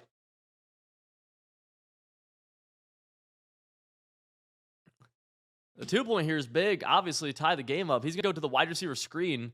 I bet he just launches this screen and just they hoop. No? Audible? Into inside zone. Offhand here, so it's going to be a slower inside zone. Henry looks ready to gap shoot this bad boy. I can't lie. I'm thinking he... Yep. I'll be honest, Trini. All right? I'll be honest. You got me on the 1-play touchdown, but this one, I've seen this look quite a few times. This feels like that's an automatic gap shoot look. I thought maybe he'd motion this guy in a little bit more. Oh, I think he thought this guy would lead block in, to be honest with you. I actually think that's what Trini tried to do, but tis what tis. Down only 2, though, now. Makes chasing... I love chasing points, so I love that idea right there of going for it. I think that's what you should do. Although a lot of people not very big into chasing points. Would you chase points right there? I'm curious. I do every time. I love knowing my situation sooner. But at the same time, because he doesn't get it, kind of keeps it, keeps the gap a little bit wider. So that's a crazy throw. The fact he got that accurate when it said inaccurate, by the way, is nuts. Henry, all the way back over the trip set. We're seeing more of that in the second half. Had the quick flat. Not going to throw it. Still has the flat. Cook. Boom. 2nd and 3. Into the bunch X nasty. One thing Drini is not doing that a lot of people do is that Drini is not baselined. Everyone is just head up on people. I'm wondering why he's doing that so much. He is, I guess. I don't know. Oh, that I mean, okay, that's one of the worst intentional grounding calls I've ever seen. By the way, that is terrible. That's just bad for the game. There's a receiver right there. There's literally a flat route. But yeah, Drini not baselining. He's in nickel 3-3 now as well. By the way, so he has an outside backer, outside backer. I'm sorry, the 3-3-5 wide nickel 3-3 cub. 3-man rush. Nothing really there. Crosser, good click down, good ag. That play dagger has become one of Henry's favorites. That play's tough. Another play. Boom. Oh, is that a user rush? What was that? Watch. Watch this from Drini. He just okay. I don't even know what I don't even know what we saw right there. I guess that just like the user contain. That's one way to stop the rollouts, I guess. Okay. Going back to that dagger play. Drini can't stop this. Touchdown. Perfect free for up and out. I mean, Drini literally can't stop this. One of the nice things with that play dagger is that it has a stock like fade, which is kind of tough. I mean, yeah, Drini can't stop it. Now Henry's up 2 possessions because Drini went for 2 early. Yeah, the dude got bumped. Yep. That was bound to happen eventually. You see J Wall, K Dillon, Justin, Kev, Lord Phenom. That was. Drini starts out with a run call from bunch tight end. Surprised. Juke inside. Gonna get a good gain of 7. Probably go hurry up here? No. You are running low on time, but he's probably gonna. I don't know. We'll see. Drini defensive ability. I saw a mid zone. We have a deep end zone and a pick artist. Harold Carmichael lurk artist. Y curl. Nothing there early. Good defense. Oh, he's gonna launch it. Oh, dude. I mean, it just shows like how I don't know, man. In my opinion, stuff like man, like this game has been a really good example of like how close some of these comp Madden games are. You could easily imagine in your head how one he could have easily caught that, but two, easily Drini I think could be winning this game or at least tied. Right, good dot right there, short corner route to the tight end, runs into Rob Gronkowski, tight end on tight end action on the sideline. That's fire. That was middle linebacker Rob Gronkowski, but nonetheless works the same. C route to the left side. Gonna motion Kelsey across probably right here. Looks like. Yep. Put him on a streak. Okay, I gotta watch both seams. Megatron on a C route might be nice. Oh. Any value from this, by the way. We're on the road to try to hit a cool 20,000 subscribers on this channel. So, if you could, consider hitting that subscribe button. A lot of people are not subscribed, and it does help me out a lot. Wide receiver screen to the crib. Almost. We going hurry up. Try to score before the 4th. Trying to score. Yep, we are. Trying to score before the 4th right here. Really need to. Vertical, 518 hook, verticals. Streak the halfback, snap the ball. No, flip. Okay. Streak the halfback, snap the ball. He did. Let's go. Probably going to be the last play of the 3rd now. Took a while. Quick throw. Last play of the 3rd. Out of bounds. 2nd to 6. Pretty good 3rd quarter, dude. Man, I think Drini had a touchdown on that. Good stick work right there. Henry tried to guess that he was going to juke in. And yeah, both times Drini did a good job juking out. 4's up. That's Astra on the very end. Right behind. See Fancy, Dez, the other dudes. Let's see the motion over drag. No, post. Yeah, these tight end post routes are really good in the red zone. Watch in the back corner potentially. Not really there. Best thing for Drini, though, is that it fell incomplete, so the clock stopped. I'm curious what he does here if he gets sacked or something, or even if it just ends at 4th and 6. I mean, just kicking 3 here sucks. You have to get another full stop, but you've gotten 1. Pressure. What's he do? I guess he kicks, but it sucks, dude. It sucks. So this guy cut the lead down to just 6, but Henry's literally just a field goal away from almost winning the game. Yeah, you see right here, right above my face cam, Henry has 875K. Drini has 490K in total earnings. And yeah, he's going to start off in the inside zone. Good job by Drini selling out for the run. And he's stacking the box right now. He's got every dude just right around, yeah. Pressing out of 335 Cub will get those safeties, close to the ball. They're about 8 yards off right now, maybe 7.5 or so. And so doing that just is nice. Pressure, no kind of pressure, just good flat route. Whenever you have formations like this, man, you're predominantly heavy on the right side right here, right? You got one, two, three, four people. On the left side, you can play little games. And what Henry does here, he just puts him on a flat and says, hey, you better have a flat zone out there, or this guy manned up, or it's just gonna be a nice little open completion. And we watch what happens. Nope, doesn't have a flat, throws a flat, catches a flat. Easy. Easy, easy, easy. And that type of like stuff is possible in a bunch of formations. I do it a lot from gun bunch. Especially you watched me early in the year, you saw me do like that style of just like little playing little games. The ISO guy inside zone, sell out for the run. Drini does. Boom. Clock keeps going though. We have to see. Yeah, this is tough. Drini's like 20 yards field goal. 20 yards field goal. We get into kind of onside kick territory for Drini for the rest of this game. Had the flat, but another close one. He's a yard away from field goal range. RPO read from the trips tight end offset weak formation. This is a pretty popular one. Inside zone, or hands it off. Touchdown? I low-key thought touchdown. Breaks 3 tackles right there. First down. Goes, he just went a conservative too. The Madden ring is what you get if you win this one. So instead of a belt for this tournament, you get a actual ring, which is actually kind of cool. And the guys there all said it was pretty cool ring, so that's neat. That's neat. Clock going. You see the play clock all the way down at 1. Henry tries cutting that one outside. Nothing there. He's on conservative, so all those strip attempts won't happen. Drini going to hold on to his timeouts. I know some people like to call them right now. I am in Drini's camp where I think I hold on to him. And Henry is going to pass. He's going double corner routes, maybe? He is. Double corner routes and zig backside. Little game. That's not there. Corner routes. Got it. Stays gets out of bounds, catches it. 2:30 left on the game clock now. This will certainly be an inside zone of some sort, some kind of run play. Let's see if Drini calls his timeouts now, though. Sells out for the run, blows it up, calls his timeouts now, and basically right there is saying that, hey, we're in onside kick territory for Drini to win this game. As soon as that happens, that's what it's saying. Henry can go to tight end in out of trips tight end offset. I'm curious. Okay, going a little high, low on the left side. We'll see. We'll see. No, he's going tight end post. He might have the post for a touchdown. No, drag. Boom. Drini needs that knocked out badly. It won't get knocked out really, but if you're Drini, you're hoping it does. First down. This game's cooked. Does Henry put it on the ground? Take Drini's last time out?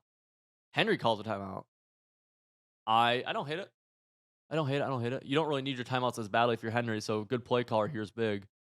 He's moving his dudes around. Curious what he's doing from this. He's audibling. Oh, he just put an extra tight end in.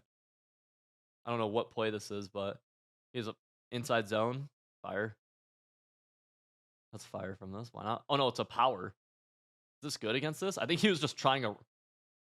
He actually thought he had something too. Dang. He's got a kick. Drini's gonna have a little bit of life. Just a small smidgen. Field goal. That's gonna go up and through. Let's see, Drini. Oh gosh, I just missed a big play. Drini first play of this drive, down 9. That 2-point conversion earlier haunts him so badly. Corner out, he got it out of bounds. All right, 2:10 left. That's big. That's big. That's big, dude. I mean, the fumble kills him. That 2-point conversion not getting that kills him. The not scoring on that one play touchdown that he overthrew kills him because it took more time off the clock. Man. Go. He's got the wheel. It's a laze. That's a laze. That's a laze. That's a laze. This is a really like cool vertical trail concept right here. So this guy, man, it's right behind my face cam. So let me actually let this play develop a little bit more. So we have this guy on a wheel. He started right here, going up the sideline on a wheel. So there's gonna be like a little delay right here, right, for him to get up vertically. This guy's on a streak, meaning that all the deep zones are gonna get pushed back here, while this guy R1 is open right there. A little bit confusing, I know, but watch what happens. You can kind of see it. See how the deep zones are running with X? Watch R1 right here, pass lead it down and out. And look, this guy is too low. This guy's too high. Great pass lead. You can definitely mess that up, but it's a very, very good play. And again, utilizing the rolling out of the pocket right there from Drini. Going to take us to a 2-minute warning. Still, I mean, low-key, you don't even a billion %. You don't have any time. He's all out of timeouts, right? He's totally out, I believe. Unless, does he have one? I'm not sure. See the players on the back row. We see Mr. Football, and then must be his girlfriend. We see, okay, well, Yeah, Drini is totally out of timeouts. Gotta score, gotta score, gotta score, gotta score, gotta get onside. Boom, quick throw, drops it. Honestly, dropping that not the worst thing ever. Would have been a gain of like 5, and instead it stops the clock. So if you're Drini, you're like whatever, I guess. Another play, anything. Post back at the end zone, picked. Yeah, yeah, and just like that, boys. That that's G's. That's G's in the chat. Boom. This guy's just this. I don't know what this is zone drop to. This is a hook curl, just keeps on dropping. High ball to this dude. No, sir. We have Wesley versus Dez. Now, Dez is the reigning Madden Bowl champion from Madden 23.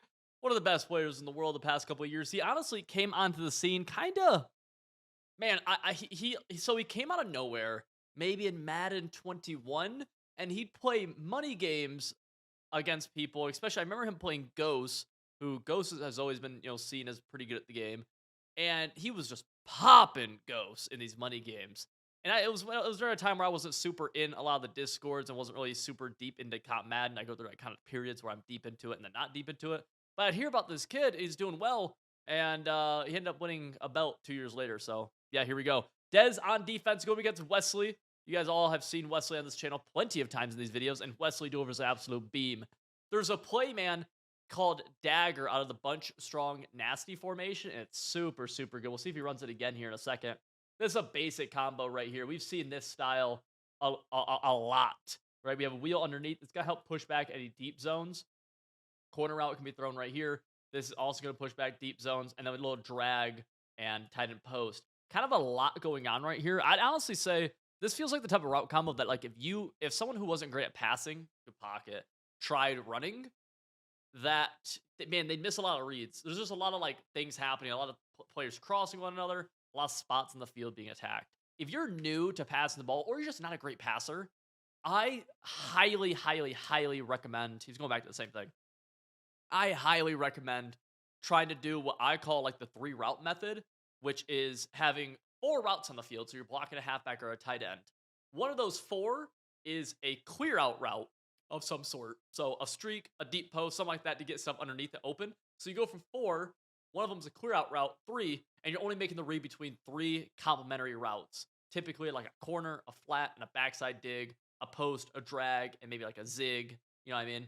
Good. We've seen that combo so many times this year. One of the most popular in the game right now. Drag right here from the tight end. This guy's on a post. So you're going to see with this guy pushing everything deep on a streak, this entire part of the field has to be defended just because of these 2 players, right? This guy's on a flat, which is going to stretch out any flat zone defenders to the sideline. And guess who's attacking this area of the field right here? Halfback right up the seam. Really good, fundamentally sound route combo. Fundamentally sound. And he hits that halfback. Boom. He's going to get into a tough part of the field, though, down to the 7. There's such a small, minor detail. I'm very surprised they didn't move Dez's camera. They do like a bunch of like fixing of the cameras and like setting it up and whatnot. But Dez's camera's off. Like, you see what I'm saying? I know it's a little bit different for you guys because the zoom that you guys have is slightly in more than what I can see. But like, his camera's off. Overall, great job presentation wise though, EA. Like honestly, they killed the MCS broadcast. Just small little. Hey, I do some presentation stuff myself, brother. So I know a thing or two. All right, Wesley down to the 7-yard line, 1st and goal. He's gonna come out in the bunch offset, and he's gonna call verticals. Okay. Does he? Okay. So he's utilizing tight end crossers, dude. These things are always good in the red zone. They do a really good job, man. If you could find routes that can run across the field or somehow get into this area right here, which is tight end crosser does, oh, that's the money shot right there. And then this ghost route from the halfback actually does an incredible job at sucking in zones. So they're sucking zones in. So we'll see if he can hit that tight end crosser. No, he doesn't. Bang, dot. Oh. Oh.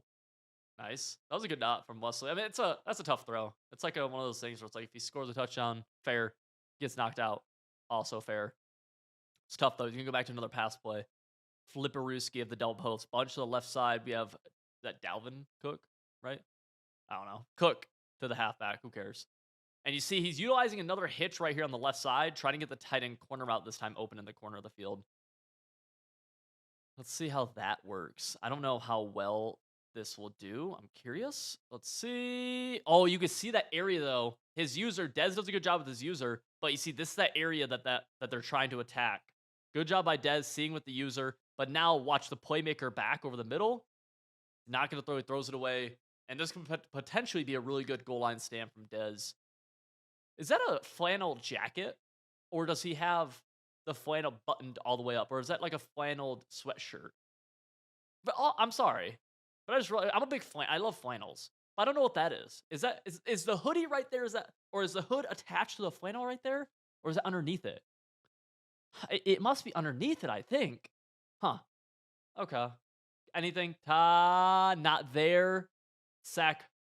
Is that okay? So it is underneath it. So he's buttoned the flannel all the way up. Hmm.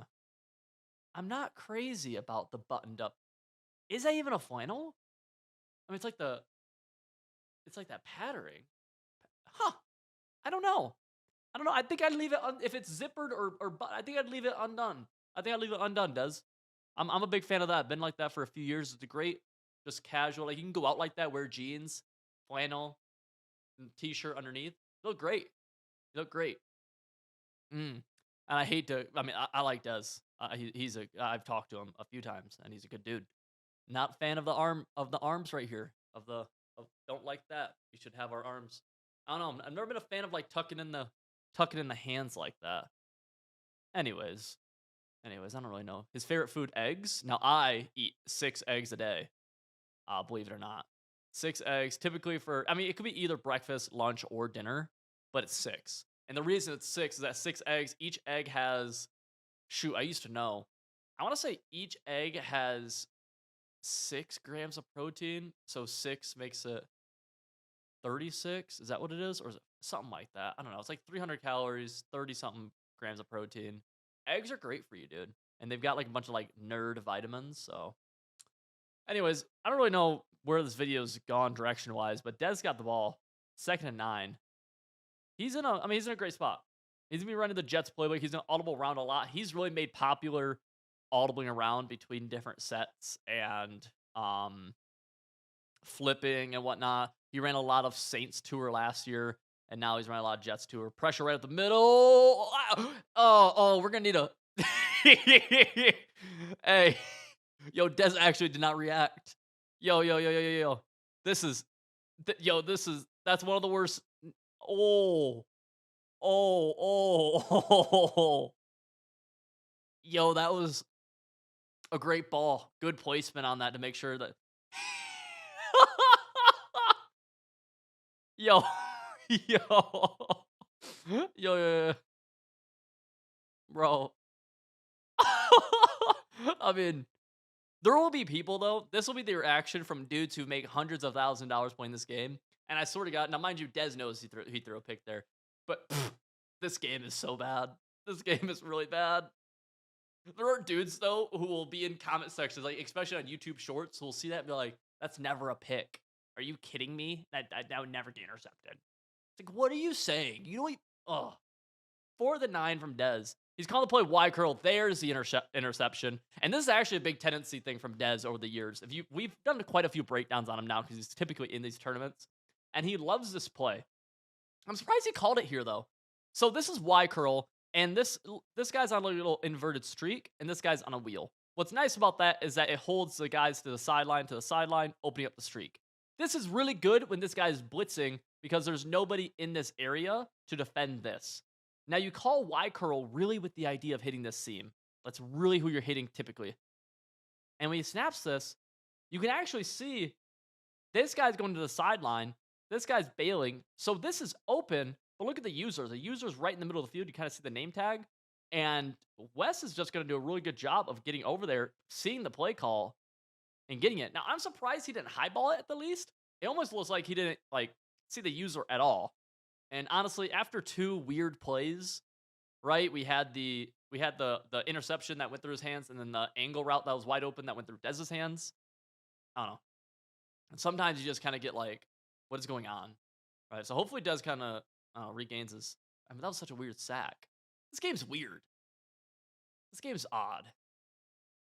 Let's go all the way to the bunch X nasty Philadelphia Eagles playbook, and this little bomb play. This is play wide trail, no hot routes really needed, or no hot route master needed, no route comes.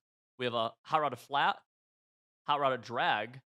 This guy's already on a trail route, and then we're gonna see this post go over top. Now the goal of that is to hit this post up here. It's gonna be tough, I think, to hit it against this defense, and he's gonna take the flat instead. Good read. Good read, good read. Cuts it to a 3rd and 3. Now I am drinking my Logan Paul Cherry Freeze Prime right now. This is not sponsored, but Logan, if you're watching this, feel free to sponsor me. Now you have potentially scammed a lot of people in your day, Logan. But I'll take a flyer on you, kid. I'll take a flyer on you. Mm, sweet goodness. Here's that play dagger. So dagger starts out as a very basic fade. This guy's on a drag. Okay. And this guy's on a crosser. Right? So we got this entire area of the field we're attacking, basically. But we have this tight end route who kind of cuts in like this and then comes behind them, almost acts like a trailer. Think about like a trailer in basketball. You know, you run to the fast break, you got a trailer, right? Boom. You see that kind of trail right there. Now he's getting into a kind of a cool spot.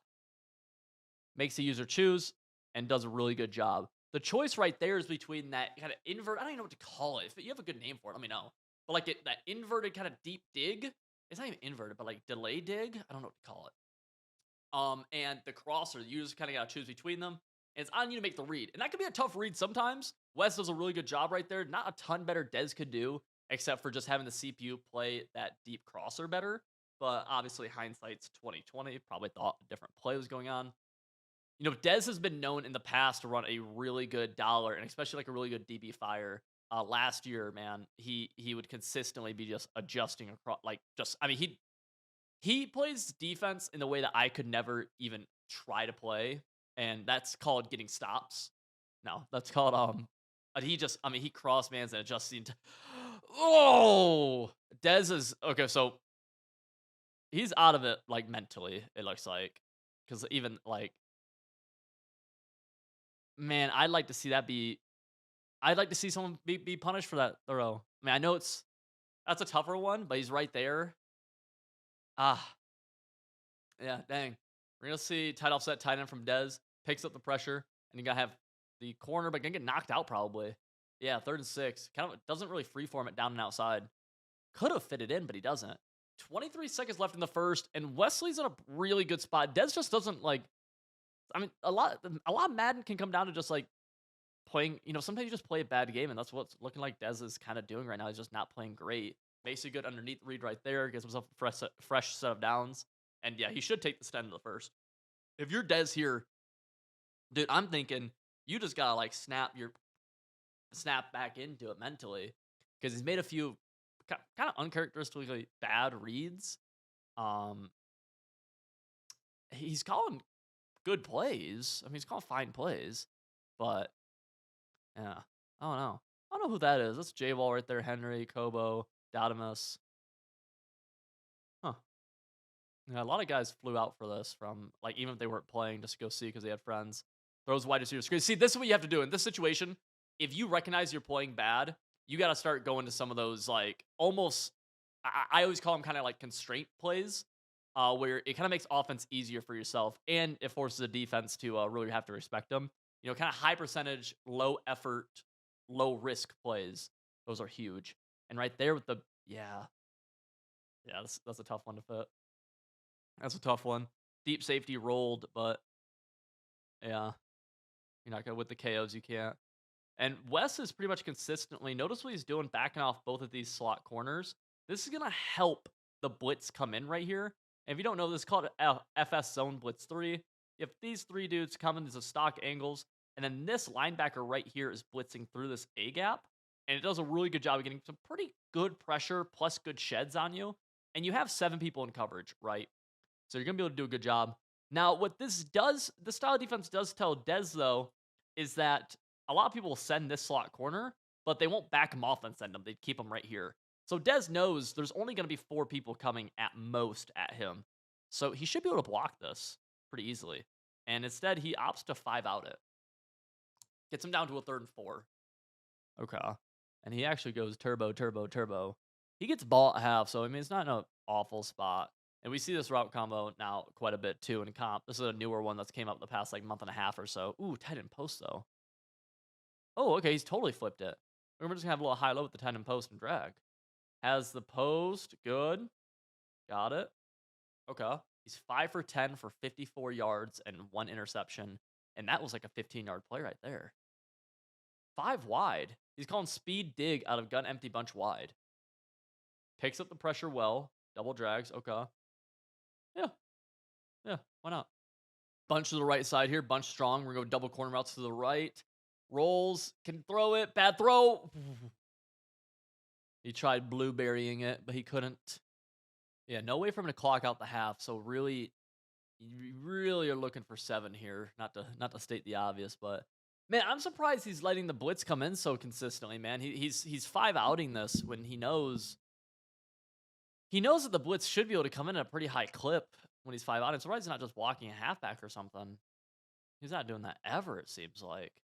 Maybe he does it here. Give yourself some time, yeah? And it looks like he's going to 5 out yet again. He's going to motion Pacheco out. Yeah. Why? Block the tight end? I mean, he's probably going to get screamed at right up this A gap. Unless, yeah, why? I don't know why he's doing that. Unless he's guessing every single time that Wesley isn't going to send the pressure. But I mean, he's just done it pretty much every play. I'm not sure. And at this point in the game, even if you think you had protection, right? Because sometimes you go into a game thinking you have protection and for a blitz, and for whatever reason, that game you don't. Whether it's inconsistencies, whether the person's setting it up slightly different, whatever it is, right? And at this point in the game, if you're Dez, you've identified that you don't have that protection setting 5 out regardless. You know what I mean? So I don't know. I don't know. Really good pocket from. I mean, that's just a good play. That's a really good play. And I didn't even think he needed to scramble all the way up like that. But check this. We have double edge pressure, essentially DB fire, right? Boom, boom. Now watch Wesley. If you step back here, if you back up, if you go back here, this guy gets you, this guy might get you too. So what you want to do is you want to step up. That's going to allow this guy to get him. That's going to allow this guy to get him. Now what Wesley even does even more, and this is actually just like a really good play, is he scrambles all the way up. Looks like he's going to take off, and then boom, hits the tight end post, which is a pretty tough play, honestly. He's probably going to, this will be the last play before the 2-minute warning. We're in kind of that territory where you're paying attention to the clock. Wesley really wants to finish this drive out with 7 and leave no time remaining. And yeah, he's going to call it RPO read just to make sure it gets to the half, or gets to a 2-minute warning. Boom, juke in, or he might just score a touchdown. You can't complain with the touchdown. You can't complain with the touchdown. Jeez. There's the slightest bit of a chance that could like be okay for Dez, just if Dez scores right here before half and then gets ball back and then scores again, he ties the game up. But I mean, if you're Wesley, you take the touchdown right there. 2 minutes left in half. He's on his own 34, and he's calling the play. It looks like double corners to the left side. Corner strike. It's coming out of, no, it's going to come out of flood. Okay. Utilizing the tight end corner now. Let's see. Has nothing. So a big thing that's become more meta recently is check out what Wes is doing with these zone drops. Let's see if we get a actual better clip right here. So a lot of people, when they Mabel, right? Mabel coverage is a short flat zone and a deep flat zone. A lot of people to go Mabel to like down here, a 0, 0 or 5. This, yeah, 0, 5. And then up here, like a 25 or a 30, right? What Wesley's doing here, because he knows how popular double corners is he's actually giving up the flat. And he's double Mabeling with, that looks like a 10, the 34. This guy's at the 45. So a 10-yard curl flat, and then a 25-yard cloud flat. So he's actually Mabeling a little bit deeper to help take away the double corners concept and really make them have to fit it into super tight windows. Now, the way Dez could easily attack that is simply by having a flat route over there. But Dez is running, more of these kind of big... Ooh, good run defense, too. Jeez, dude, this is low-key been dominant from Wes. But yeah, so Dez could attack it by having underneath routes, but he just hasn't on the particular plays. Let's see, 4 verts, pressure picked up, corner route, got it in bounds. Yep, good dot, good lays. Able to stay alive.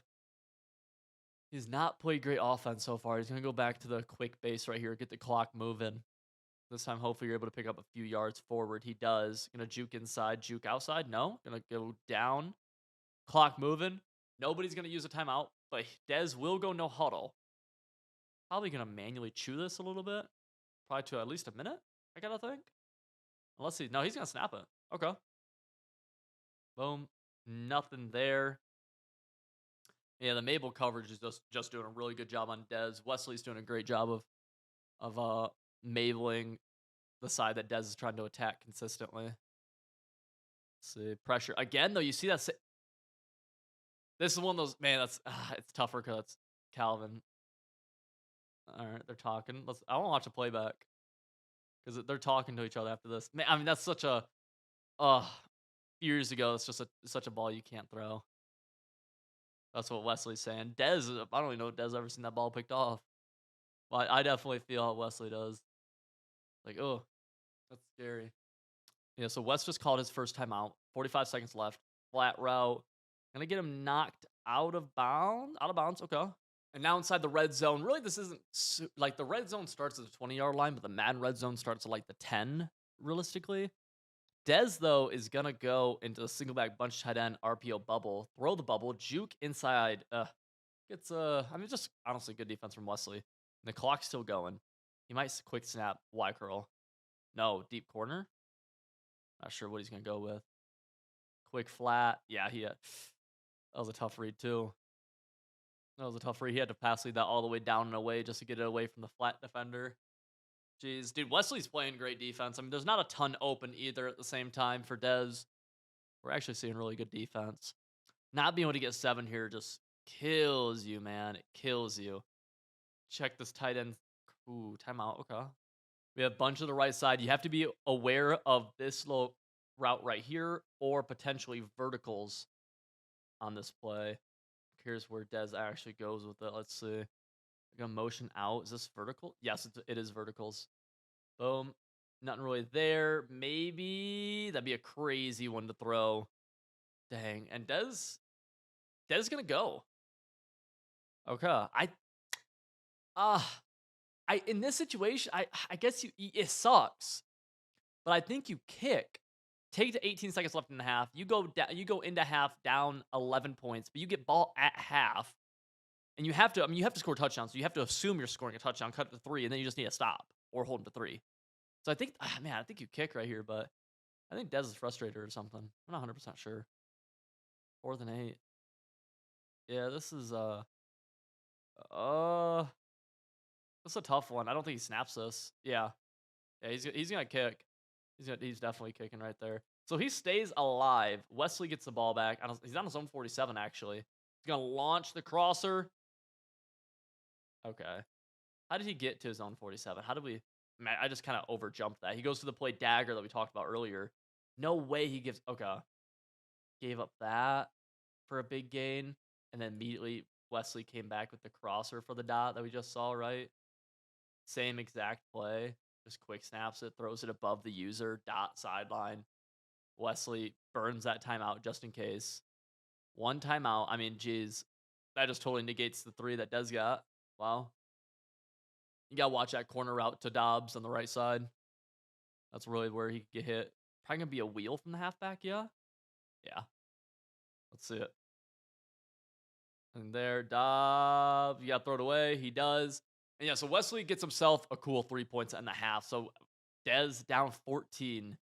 Really not a good half at all from Dez. But Wesley's also just looked really good on both sides of the ball.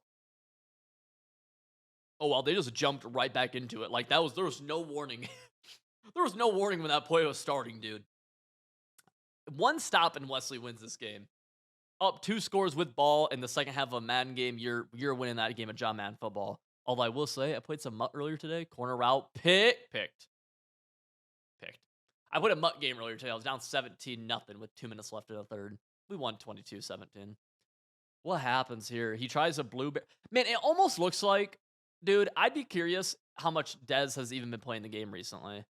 Because he's tried a couple of these on the run throws that people blueberry this, they blue pass it, and he's just missed them. Or he hasn't even Yeah, a lot of people because that's open. I see what he's trying to do. And we've seen that a lot in a lot of these breakdowns that happen right there. It literally, it looks like he didn't play the game a ton or something. That's just tough. Yeah, watch this back. It's open, it's a roll. We see this all the time, especially in this tournament. We've seen if you watch our other breakdowns, if you haven't, you need to watch them. And now Wesley's in a spot where, man, you score any kind of points and take a good, you got to be able to take 3 minutes off this drive, plus get any kind of points, make it a three possession game. You are just chilling. Handoff, boom, down to about the second and two. That's beautiful. He's got the 2 clock turned down right now, definitely. Let's see how he closes it out because a lot of people make mistakes here. So this is actually a pretty good opportunity to learn and just see what we can do. Dez is dragging those safeties down. You see how far down that safety is. And where's he? This actually could get potentially blown up. I see this. Okay. Even this. I mean, I see this get blown up a lot. But I bet he throws a bubble. No. Boom. And now, yeah, I think you go on conservative if you're Wesley now. Only the only way that he gets back in this game, that Dez gets back into this game, is if Wesley makes a huge mistake or gets super cheated. Like, this is your game to just, I mean, you won, basically. Rolls around, throws it away. That's okay. I don't even mind passing that much. I really don't. I mean, at first down, you'd probably like to see a run, but I don't mind passing that much, especially, Wesley's a great passer, so, I mean, you can get away with it. You can go to dagger on second and 10, and it's a very offensive heavy man or pass heavy man, so, like, you're fine. Go to that route come. We see that quite a bit. Good defense. Ooh, he missed the flat. Almost potentially could have been a D-line pick too with the way the ball bounced around. And really, this is Dez's best chance to get back into the game. If Wesley even gets a few yards here, gets into field goal range, because he's right on the verge of it. I mean, I'm surprised Wesley doesn't. I mean, low key run the ball right there. I'm surprised by that play call from Dez. Dez sends. I mean, it's not even a really good blitz, man. He sends DB fire with these guys backed off, kinda like they're just not pressed. Unless I saw that wrong. Right? And so it's gonna be a delayed, like, the blitz is slow anyways, because coming off the edge, and these guys are coming back from a few steps. I mean, it's coming in, but Wesley 5 outs, which was probably predictable, and because you sent 5, you only have 6 in coverage. He has deep half, something right here, what, like a third, and then a cloud? I mean, the flat, yeah, man. And he had a few things open. This drag's open. This would be open. I'm surprised by the play call does. Boom. He's gonna get the first. He will. Double juke. Goes out of bounds. Dang. Yeah, Wesley's got it's right behind my face cam. So Dez has made $400K, $419,000 from MCS. Dez made that much money. 420 basically. Fourth all time. Wesley has made 450K, third all time. So even for as bad as, like, I mean, it does look bad in this game. He's won $420,000 from John Madden football. So it's just also Wesley's looked really, really good. And we watched Wesley's game against Fancy as well, which was great. Saw the run on first down right there, second and 9. Gonna go low key this kill shot right here. He gets it. He does. Oh, oh. That's what I'm talking. Like, that's where it's so scary. The D line pick that could have been D line pick 6 that just totally changed the game. Go back to the same play for Wesley. Hope you don't get shedded, and yeah, make him defend this. Rolls out, square, got it. Misses the throw though. And yeah, Wesley even says his fault. He messes the timing up. So he's gonna take a 17-point lead. Let's skip ahead. This is Dez. It's essentially I call it a stay alive drive, basically. Get 7 here. It's still an interesting game because of onside kicks and whatnot, but nothing besides 7. 3 doesn't do it. 7, you got to. Go potential C route to the left side right here. And then just in. Boom. Tries rolling out to the.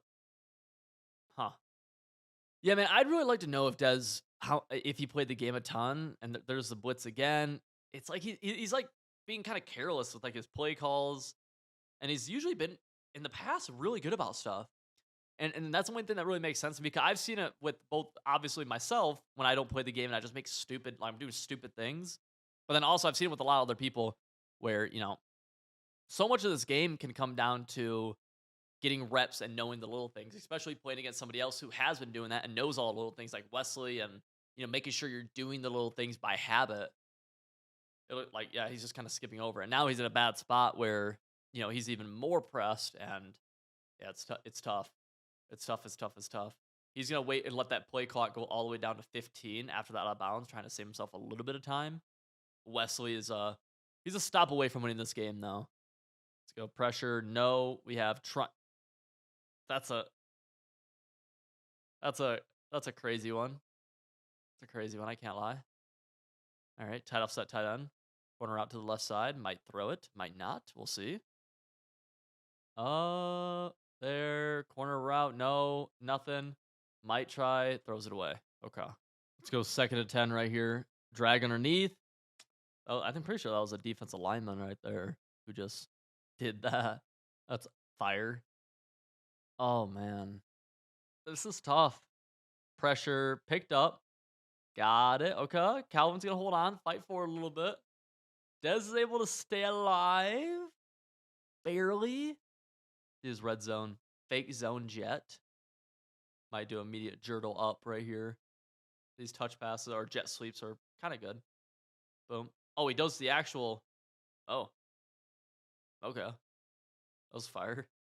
He is gonna go for 2. All right. Do you guys agree with this, the 2-point call here or not? It really, it doesn't matter as much as some people make it sound. He's in such a bad situation here, anyways. Boom, quick throw. No, he's not gonna quick throw. Gonna get in there on the RPO screen. Nice. Cuts the lead down to 9. Like I said, stays alive. Let's go, Wesley. 1st and 10. Takes the sack.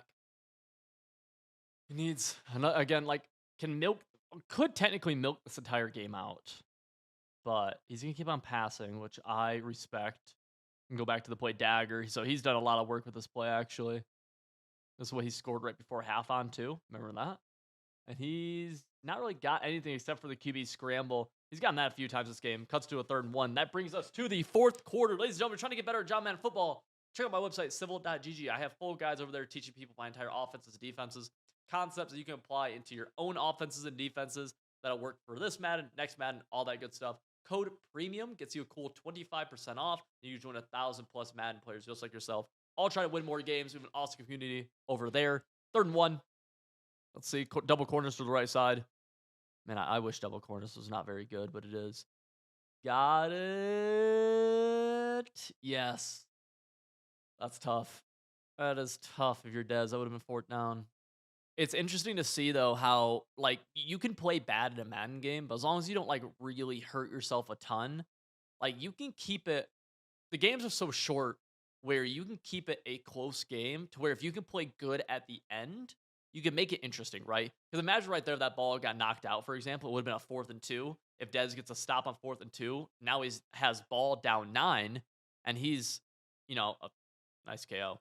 He's a score, and he's a 9-point game. He's a score away from making a 1-possession game, and just like that, it's like a super high intensity game. So always something to keep in mind. Even when you're in a bad spot, Madden can be fluky. People mess up, and now he's running kind of an interesting defense where he's in this 4-3 look.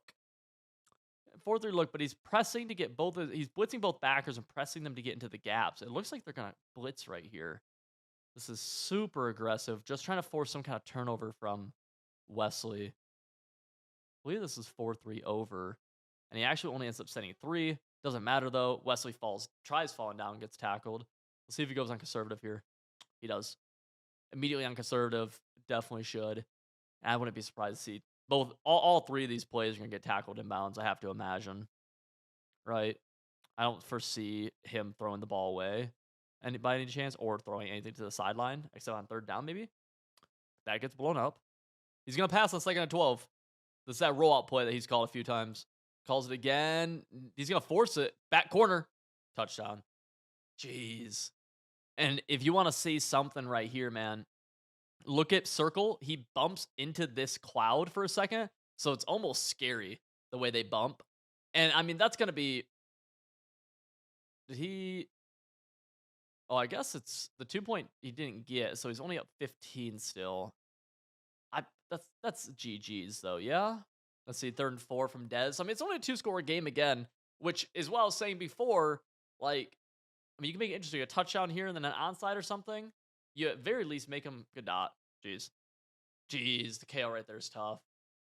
But a touchdown here, you at the very least make things sweaty for Wesley, right?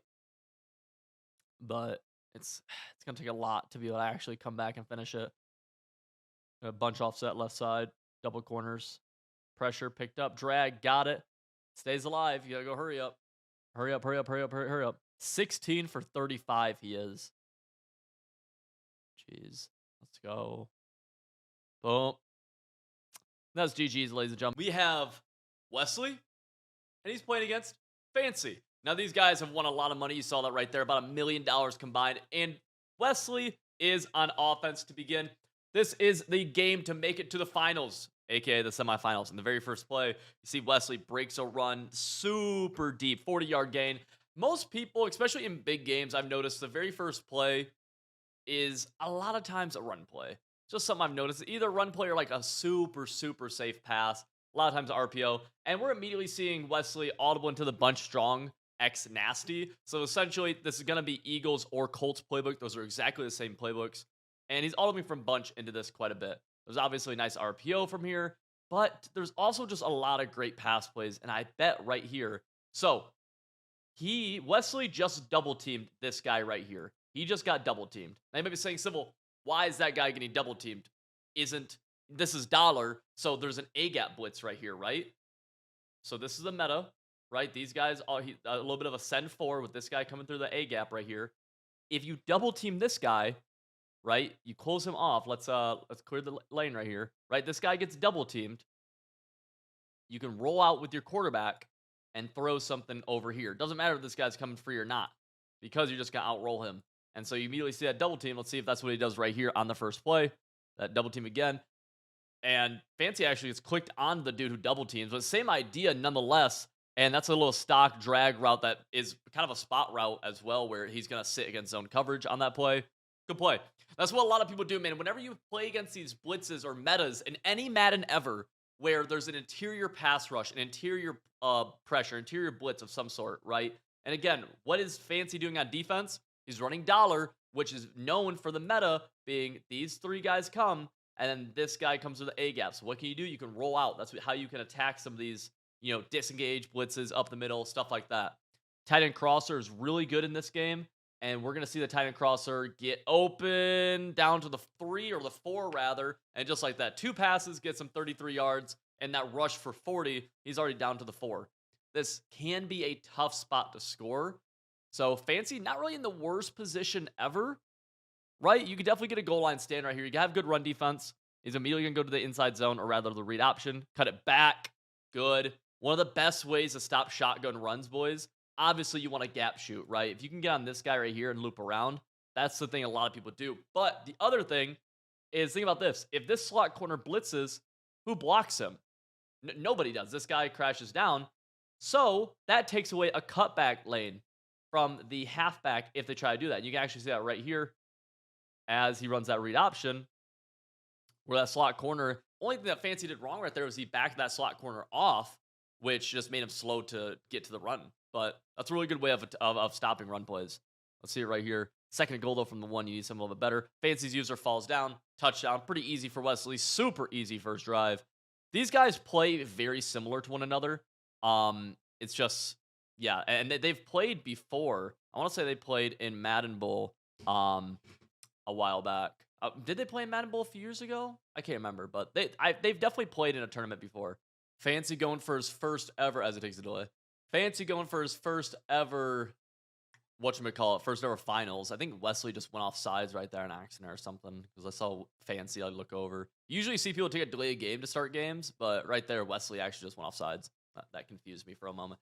And Fancy's going to be the Jets playbook. So we have Eagles for Wesley, Jets for Fancy. These are the 2 most popular playbooks. Fancy going to be running a lot of bunch strong, not to be confused with bunch strong X nasty, a little bit different, bunch strong offset, and then regular gun bunch, along with maybe audibling to some tight offset, and then audibling to some trips tight end offset. So a lot of offsets that we could potentially be seeing from Fancy right here. Both of these guys utilizing How Route Master. How Route Master is obviously a very good ability. If you're in regs, you can't do that, but you can replicate a good amount of stuff from How Route Master. Even if you don't run these playbooks exactly, or these exact schemes, whatever, you can still utilize a lot of what they do by just noticing concepts. And so one of the first things I want to point out is on the idea of utilizing concepts, right? Is right here we have Fancy utilizing double corner, and you can do this from a bunch of different offenses as he catches that one out of bounds.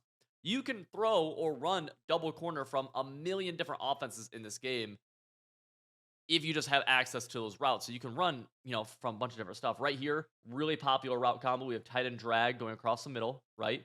We have crosser, okay? This guy's on a wheel, but if you didn't have access to a wheel right here, you could just put him on a flat route because the main thing he's doing is pushing everything to the sideline, and then halfbacks on a streak attacking that seam. So all you need for this play, this guy's on a clear out streak. All you need for this play is some kind of post or crosser from one of your wide receivers, and you can recreate this pretty easily. So I want to really point out the fact that a lot of the stuff can get created from a lot of different stuff. Right there, pressure almost could have been an intentional grounding, actually. So Wesley takes a normal blitz where he's sending, we've already talked about what this is, right? They're both running similar defense. This 4-man. Fancy sends 5 out. So if he sends a 4-man, maybe it gets blocked, maybe it doesn't. But Wesley sends this guy off this edge. Now, where's this route combo attacking? This route combo is pretty much attacking this entire area of the field. So this guy coming off the edge forces Fancy to roll out. And what happens? He throws it away.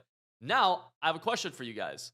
Had Fancy ran something like where he double teamed the defensive end on the right and ran a corner route to the right, that would have been a great play call against the defense Wesley just called right there. But Wesley predicts correctly on his play call. Fancy calls the wrong play, and now he's on 3rd and 10 because he had that kind of cheat on first down. Let's see what we have this time. Corner route to the right side, not going to be there. And there's a big sack. 4th and 19 from your own 5. Interior pressure. What do? You got to punt, right? Fancy's probably going to.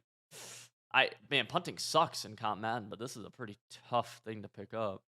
And you got to punt because you don't get this. You just give him a touchdown. Whereas you punt, you can. Okay. You punt, you can actually get a stop. Like, you could get, like, right here, you don't. Let's see. 4th and 19. Motioning out. Double corner routes, I gotta assume. Okay. Possibly throws Megatron. Big thing here is that we can see a dot. Oh, wow. Oh, wow. Good play. Wesley sends everybody right here. User's a high safety. This guy's on a post. He's using this guy, and he just doesn't hold integrity. I'm kind of surprised by that. Good read right there. Good ball. Man, that's tough from Wesley. I can't lie. That's tough to give up, dude. Because that's your biggest opportunity so far in the game to just get a huge, huge, huge advantage. Now Fancy in the trips tight end offset. This has become a pretty popular route combo right here. He's double teaming.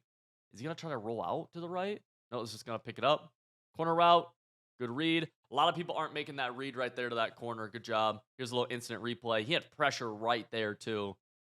I'm surprised Wesley didn't do a better job of using it because that corner route was bagged on the right. It was. Now we see the all-ball tight offset. Double teaming. A lot of people, man, there's this weird, it's just incorrect. People will try to say that double teaming or IDing doesn't do anything in the run game. Yes, it does. As someone who, especially I used to do this, had gap shoots for every meta run, but then I'd play good people who I'd be talking to them, and they would be running these runs, but they'd do certain double teams and IDs that would stop the gap shoot. They definitely have an impact, especially double teaming. That can eat that by itself will negate any kind of inside stuff or something like that. And you can do some other cool stuff with IDing and double teaming. The only thing I'll say with it is that it can be inconsistent. See the rollout, throws it, good click on right there.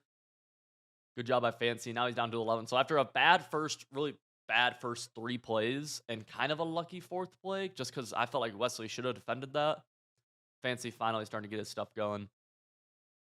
All the way to the inside zone now. We really don't see too many runs out of tight offset this year, but so I'm kind of curious how good these are. Boom. Jukes outside. Doesn't really get much. Gain of 2. And we might take this to end the first quarter 7-0. These guys play very similar to each other, honestly. They're both pretty offensive players. Wesley's never won a belt. Fancy's never been to a finals. So we'll see as that is the end of the first. 2nd and 8. We have trips tight end to the right side. And if you just look at this combo right here, dude, out of trips, one of the most popular things you can do every single year. A post right here, tight end post. We have a drag. We have an in route behind him. We have this guy pushing to the flats. This is one of the best red zone type plays. And then triangle usually get me on a flat, a hitch, a zig, something like that. This thing is always, always popular. Quick throws the in route, because that's where you can throw that. That in route where you threw it, little pocket right there. That's why you want your that slot wide receiver, the triangle, like I said, on a flat or a zig, because he's gonna push flat zones all the way to the outside, and then the in route's gonna attack just inside of them, just get just a little tiny bit of leverage. And that was a 10-play, 86-yard drive, with the first three of them going back 10 yards, basically. We'll see how Wes ends up answering back. Let's skip ahead slightly. We have a wow. I just skipped ahead one play first. Then immediately you see what happens here. I mean, let's see it. He's just gonna double team. And so you can kind of see this double team icon still. Look, Fancy's never sending this guy on a blitz, meaning that Wesley can roll out here every single time. Every time he wants to, you can roll out here, has two different corner routes to choose from, and technically could make this throw back here to the post route. I'm curious if Fancy starts to adjust to this as the game goes on some, because he's pretty much giving it every time. And yeah, Fancy's trying to user that end right there, almost trying to bait the corners, and that's actually a pretty tough throw. Something that Wesley just did right there was called blue passing. So if you're wondering how these guys are getting so many completions on the run, like where they get so many accurate throws, they're doing blue passing is essentially like a kind of like greening a shot in 2K where you get that perfect release.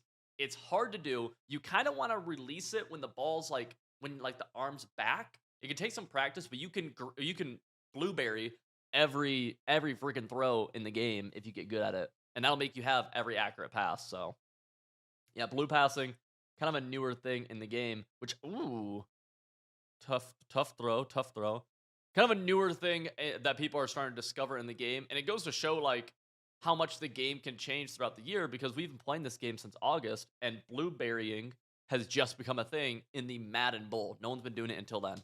So yeah, some of you guys can practice a little bit, go into practice mode, go into some games.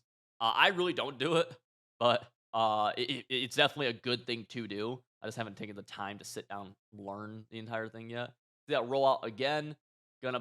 Another blueberry. Literally, like you could see that blue. The whole thing just lights up blue. Now you could technically get green like that as well if you mistime it, but then you hit the kind of the green, which that's fine. But the blue is literally just perfect. That's what you're looking for essentially. Got the play. What we got? Anything halfback? KO, good defense, and Wesley's going to settle for three more likely than nah. Okay. I'm not a fan of the stud. I'm not a big stud guy. I don't know. I'm not a big stud guy, but I'm not crazy. What I'm really not crazy about, I really don't mind piercings like that. I've never been a fan of the bowl. You know what I'm saying? Now, you don't really see too many guys with the bowl kind of thing. I don't know what it's called, but you guys can probably picture what I'm saying. But I do see girls with it. Double post. The first time I think we've seen it called double post. Gonna force it. That's a laze. And dude, that just shows like what pass leading can do to you. Like if you get good at pass leading, I try preaching it so much. Look at Fancy's user. Wesley just runs a good combo. This inside third has to stay with R1. So this guy's going right here. This guy's going right here. Fancy's user actually does a good job. Like he forces a really tight window, but the pass lead down and then the click on to come back and ag it, super good. And the blue bean, geez, green bean. The blueberry stuff also isn't as necessary in the pocket, just because you don't miss as many throws in the pocket naturally. But on the run is really where we'll see people utilize it big time. That was a laze. That was a laze right there from Wesley. I'll give him that. I think Fancy. Okay, I actually thought Fancy was about to call a bomb play, which I was surprised by. But no, he goes inside zone, jukes outside, jukes inside, jukes tackled down to the 36. So Fancy is getting ball at half. Probably another run right here. You're in situation. Yeah, you see the clock ticking all the way down to 9 seconds already. Gonna be inside zone to the right side. Gotta be an inside zone to the right side, right? No? I really thought he'd kill a little bit more clock. Double corners, forces it, inaccurate. I'm surprised he didn't run the ball just to get that to be underneath the 2:30 mark. So second down would take us to a 2-minute warning, because he really doesn't want to score. He's in a good spot. He's in a pretty good spot. But I guess the biggest thing is just scoring 7. Hard to be. Beggars can't really be choosers, I suppose. Just ideally you score and don't give Wesley a chance to get the ball back. See the rollout right side and that is what I mean, that's what blueberrying does, though, if you can get it. Like, this doesn't happen. Now, this is one of the worst inaccurates I've seen. I mean, this is the intended receiver. But again, I hate this bad of an accurate. I think this is really just, I mean, like, an NFL quarterback doesn't do this, right? But when I was talking about blueberrying earlier, Wesley's made this same throw a few times because he was hitting the blues. He was blue passing, and Fancy either doesn't like didn't do it, like either didn't try to do it right there or just missed it. I haven't really seen a Fancy who's good at it or not. There's definitely some skill gap there in that style of passing, which is good. I think all little things like that can add some skill gap. I'm always a big fan of stuff like that. I really am. Now Wesley's in a really good spot. He goes inside zone, juke, tackled down, 2nd and 5. We got one more play left before the 2-minute warning now. And Wes is in a pretty good spot. A pretty good spot. Flipperooski. Yeah, this is gonna take us to 2-minute warning. Inside zone. Gotta watch a cutback lane here. If this guy doesn't. Ooh. Okay, he's gonna run. Let's say, is he about to pass? And he's 3rd and inches. And he's gonna run on 3rd and inches too, actually. See, so Fancy's backing off this slot corner. He starts here, backs him off here, and that can help this blitz come in better.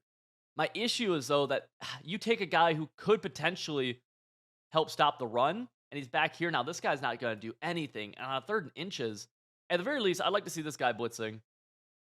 I don't think you stop this run. I think he's actually in pretty bad run defense. Let's see, unless the interior. Yeah, I mean, yeah. I'm pretty surprised that, man. And Fancy's intentionally using that right side defensive end. He has lurk artist on him. I'm 99.9% sure, obviously. And he's trying to use him, but man, in that situation, I'm surprised. Yeah, honestly, his run defense is bad. It's like very bad. He's setting up for pass every single time, which you have to like. It's hard to defend the pass, so you have to defend the pass. But man, I mean, I don't know. I really felt like this was kind of predictable, more run situations. And okay, watch the tight end crosser going to the right side. The hitch should hold flat zones inside. We'll see if it does. Rolls out, gonna throw it. That would have been kind of nuts. I think that might have been picked, actually. An example, though, of not blueberrying it. This is a big opportunity for Fancy. A first down here kills. If he can get the ball back down 10, he gets the ball at half. Fine spot. Fine spot. But if he can't, not as fine of a spot. Watch a tight end crosser again, potentially. Yep. See, anything? Tight end crosser, not there. Throws that. Ooh. Fancy calls his final timeout. That's what sucks about that being completed. And yeah, Wesley's going to kick his 3, go up 2 possessions. See what Fancy does with the ball back. 1st and 10 in the bunch strong, going double corners again. I mean, it's just how good this stuff is. And now Wesley's actually starting to contain from this blitz. You saw on the left side right there, there was a little contained. But if Fancy double teams, he can still roll out on this. So let's see. Yeah, even with the contains, you could roll out. Boom. Ooh. That was a weird, like, just interaction right there. I mean, that should have been caught. I don't know if he over-clicked on. That looked more like a bug than anything. Man, I like to see Fancy double team. I don't know, he just doesn't want to roll out to the left side, I guess. Oh, and that's just tight throws. And I mean, Wesley knows what Fancy wants to do for the most part, right? So what Wesley's doing is he's essentially bracketing this left side with this guy's in a deep third, dropping all the way back the corner is. This guy's in about a 10-yard curl flat probably, and this guy's in a 25-yard cloud flat. So if I will say, if Fancy had more of a, I hate to say it like this because it's like the situation, you can't really do it. But to beat this style, right, you have a 10-yard and a 25-yard. If you just dinked and dunked underneath with some sort of flat route right here, you'd be able to actually hit them. The only flat route that we have is the drag coming all the way across, which you can't. The tight end could have been highballed. It's just scary because he has Julius Peppers in a 10-yard flat. So Julius Peppers in a 10-yard flat is going to play like potentially like 20 yards. So it's like, man, it's hard to make the argument to throw over him. Pose, the second time he's hit that for a huge gain. He has no timeout, so he's got to go. He'll probably spike it.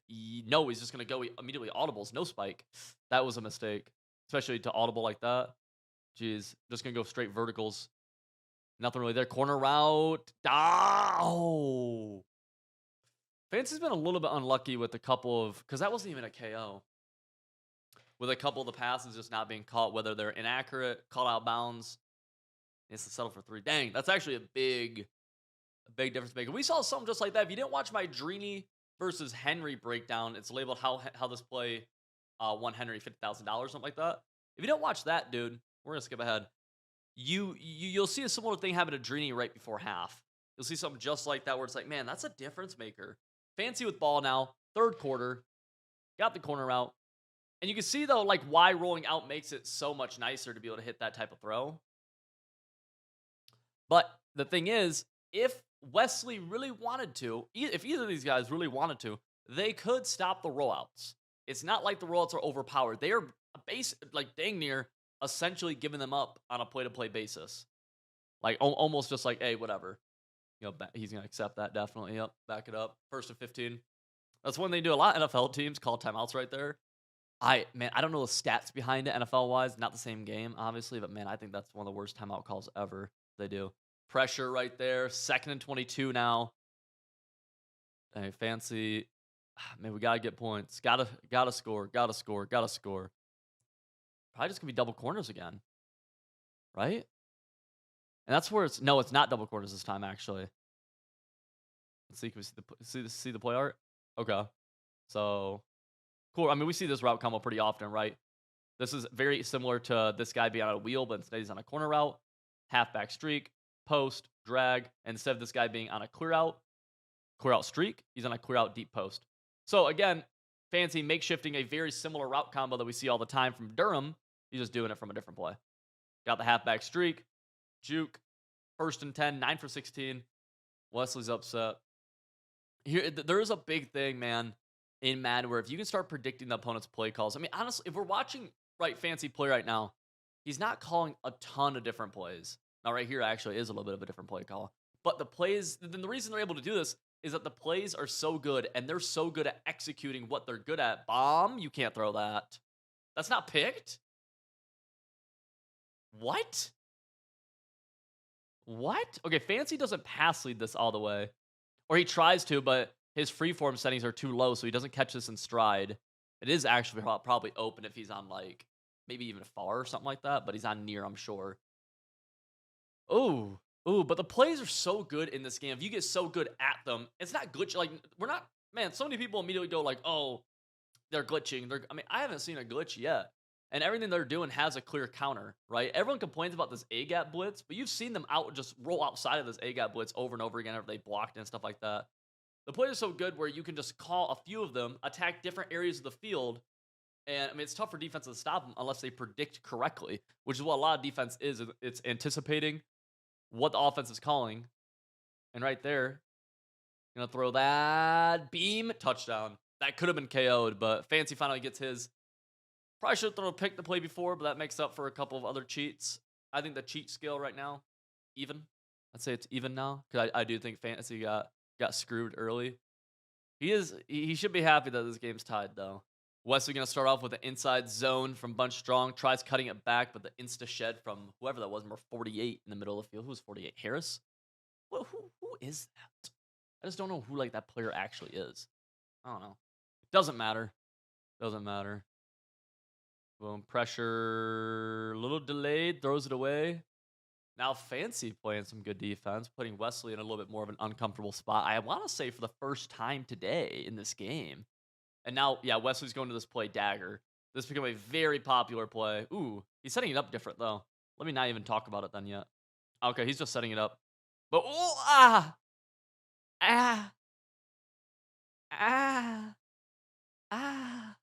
I would like to see this picked.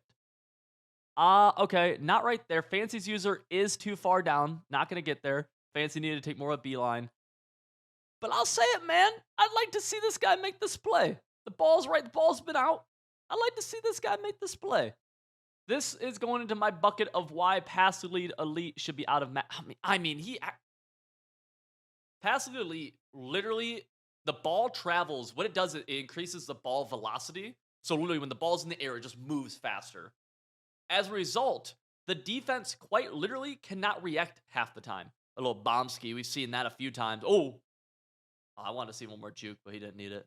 All right, well, easy touchdown. But the ball travels so fast, the defense can't react half the time. It's just like, okay. I mean, what do you? Dang, dang. Good cover three bomb. Good cover three bomb. Really good way to beat baseline presses. Trying to bomb it over the top. You can do that at a pretty high clip. We're gonna see Fancy first and 10, own 16. Runs a route combo we're very popular with, very familiar with that drag post streak out of the backfield. Now we're gonna see him on 2nd and 5, audible back to the end. He's called this. He likes this inside zone.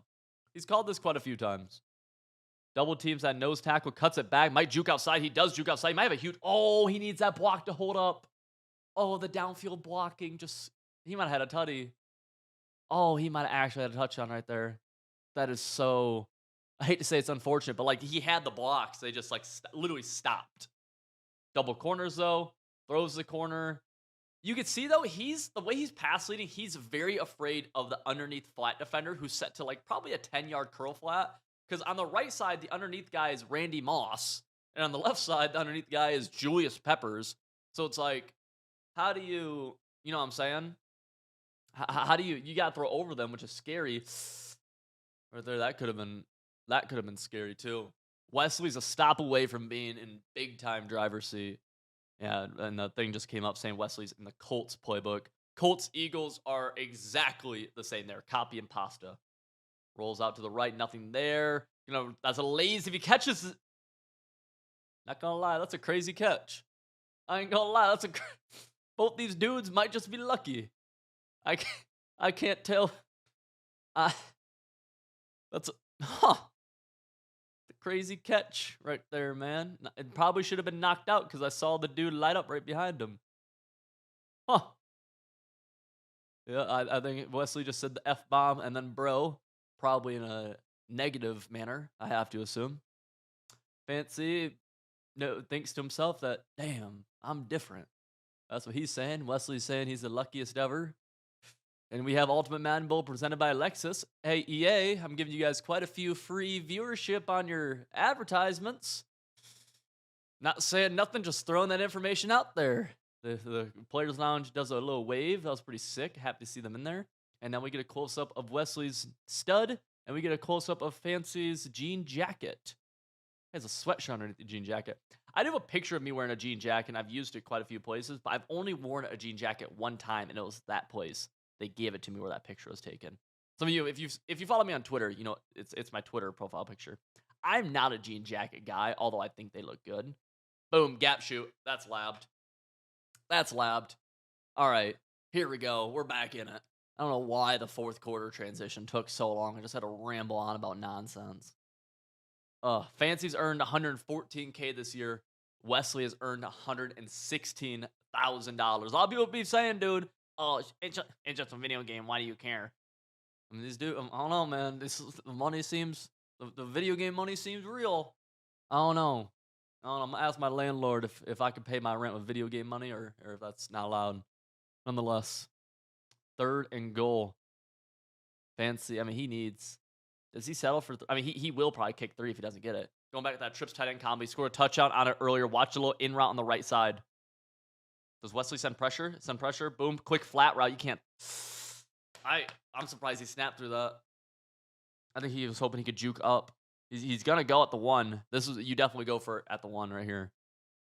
It's too tough to kick. Too tough to get stops consistently. Too tough to kick. And even if you don't get it, Wesley's at his own 1 and would have to get 60 yards just to win the game. Oh, he rolled. Oh, no. All right. That's a glitch. That is a glitch. I told you guys I'd tell you when it was. He calls wide receiver screen out of tray open. These wide receiver screens, it's right behind my face cam, a little wide receiver screen. This guy is going up the field and will just sit. Fancy snap rolls out. These things let you just roll out. The defensive line kind of interacts weird because everyone's screen blocking. Whole thing's just weird. Glitch. I'll say that's cheese. Agreed.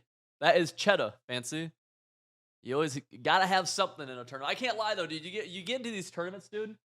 One of the best ways, because so many people are so similarly skilled, right?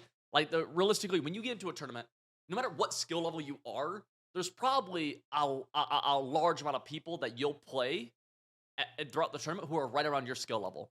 So one of the best ways to get above that skill level is adding a little something, right?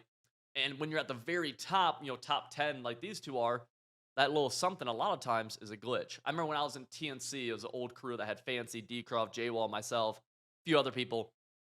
The tournaments we did the best in consistently were tournaments that we had a little something something, right? When J-Wall won the club championship belt, the reason J-Wall beat, well, big reason, he might have won anyways, but a big reason that he beat the dude to make the top 32 of that tournament, mind you, he won it, but to beat the top dude to get into the top 32, he ran a man swap glitch that, I mean, like, just ruined the dude's defense because man coverage was the meta at the time, Madden 21. I can think of a few other dudes who have made big tournament runs that were helped led by a glitch. D-Croft, jeez, that could be a pick. Have you ever seen D-Croft make a deep tournament run? I love D-Croft. But have you ever seen him make a deep tournament run? Just know he's probably pulled out about 3 or 4 random glitches throughout the course of the tournament that have aided him in winning some games. No, but these dudes are incredibly good. I'm more so just BSing. Anyways, here we go. 4th and 1 for the game almost. Angle route. Oh no! Oh no! Oh no! Oh! Oh! Oh! Boo! Boo! Oh no, this game is trash. I mean, okay, I hate this route combo for it. I mean, this corner route's not getting open, yet this guy right here, that's not going to be a throw. Seam probably isn't going to be thrown unless you snap throw this one again right at his face. So you're really just looking at the drag or the angle, okay? Oh no. I mean, give me a Madden where this thing gets lurked again, brother. I mean, people oh my god. And then, what do you even? In what world is that pass interference? Oh, that's disgusting. Boo, boo. That's I don't even know what to say. That actually just lost him the game, basically. Wesley can easily milk the rest of this game out. Oh, wow. What do you do? What icon do you press? I swear to God, if you press Y right there, you're not getting it either. And if he presses Y right there and he doesn't get it, and then he complains about not getting it, even though he should get it, you know what everyone's saying? You should have swatted. You should have swatted. You should have swatted. You got to swat right there. You can't be greedy. You go for the pick. Oh, God. Oh. People want. Anyways, Wesley needs 6 yards to get into field goal range, right on the edge of it. 1 first down. Almost ices this game. Fancy does have 3 timeouts, so he just needs he can let up a first down or 2. Throws it. Yeah, blues that one. That blue's huge though. That's a great example. Throw on the run, blueberries it, and he's able to hit it. Whereas Fancy earlier, similar idea, misses it, throws a pick, an inaccurate pick, inside zone. See, I hate Fancy dropping this slot corner back though, because look at the cutback. I actually really think Fancy's run defense was really bad in this game. I mean. Man, I get what you're doing. This helps this blitz come in, yada, yada, yada. Gives you some extra coverage adjustments because now this guy can drop back into a further flat. But, I mean, situation, man, this guy's got to be here blitzing off the edge because it takes away the cutback. I'm so surprised. Man, he's playing pass. And, I mean, you should really... Man, you've played this run so many times. Man, dang.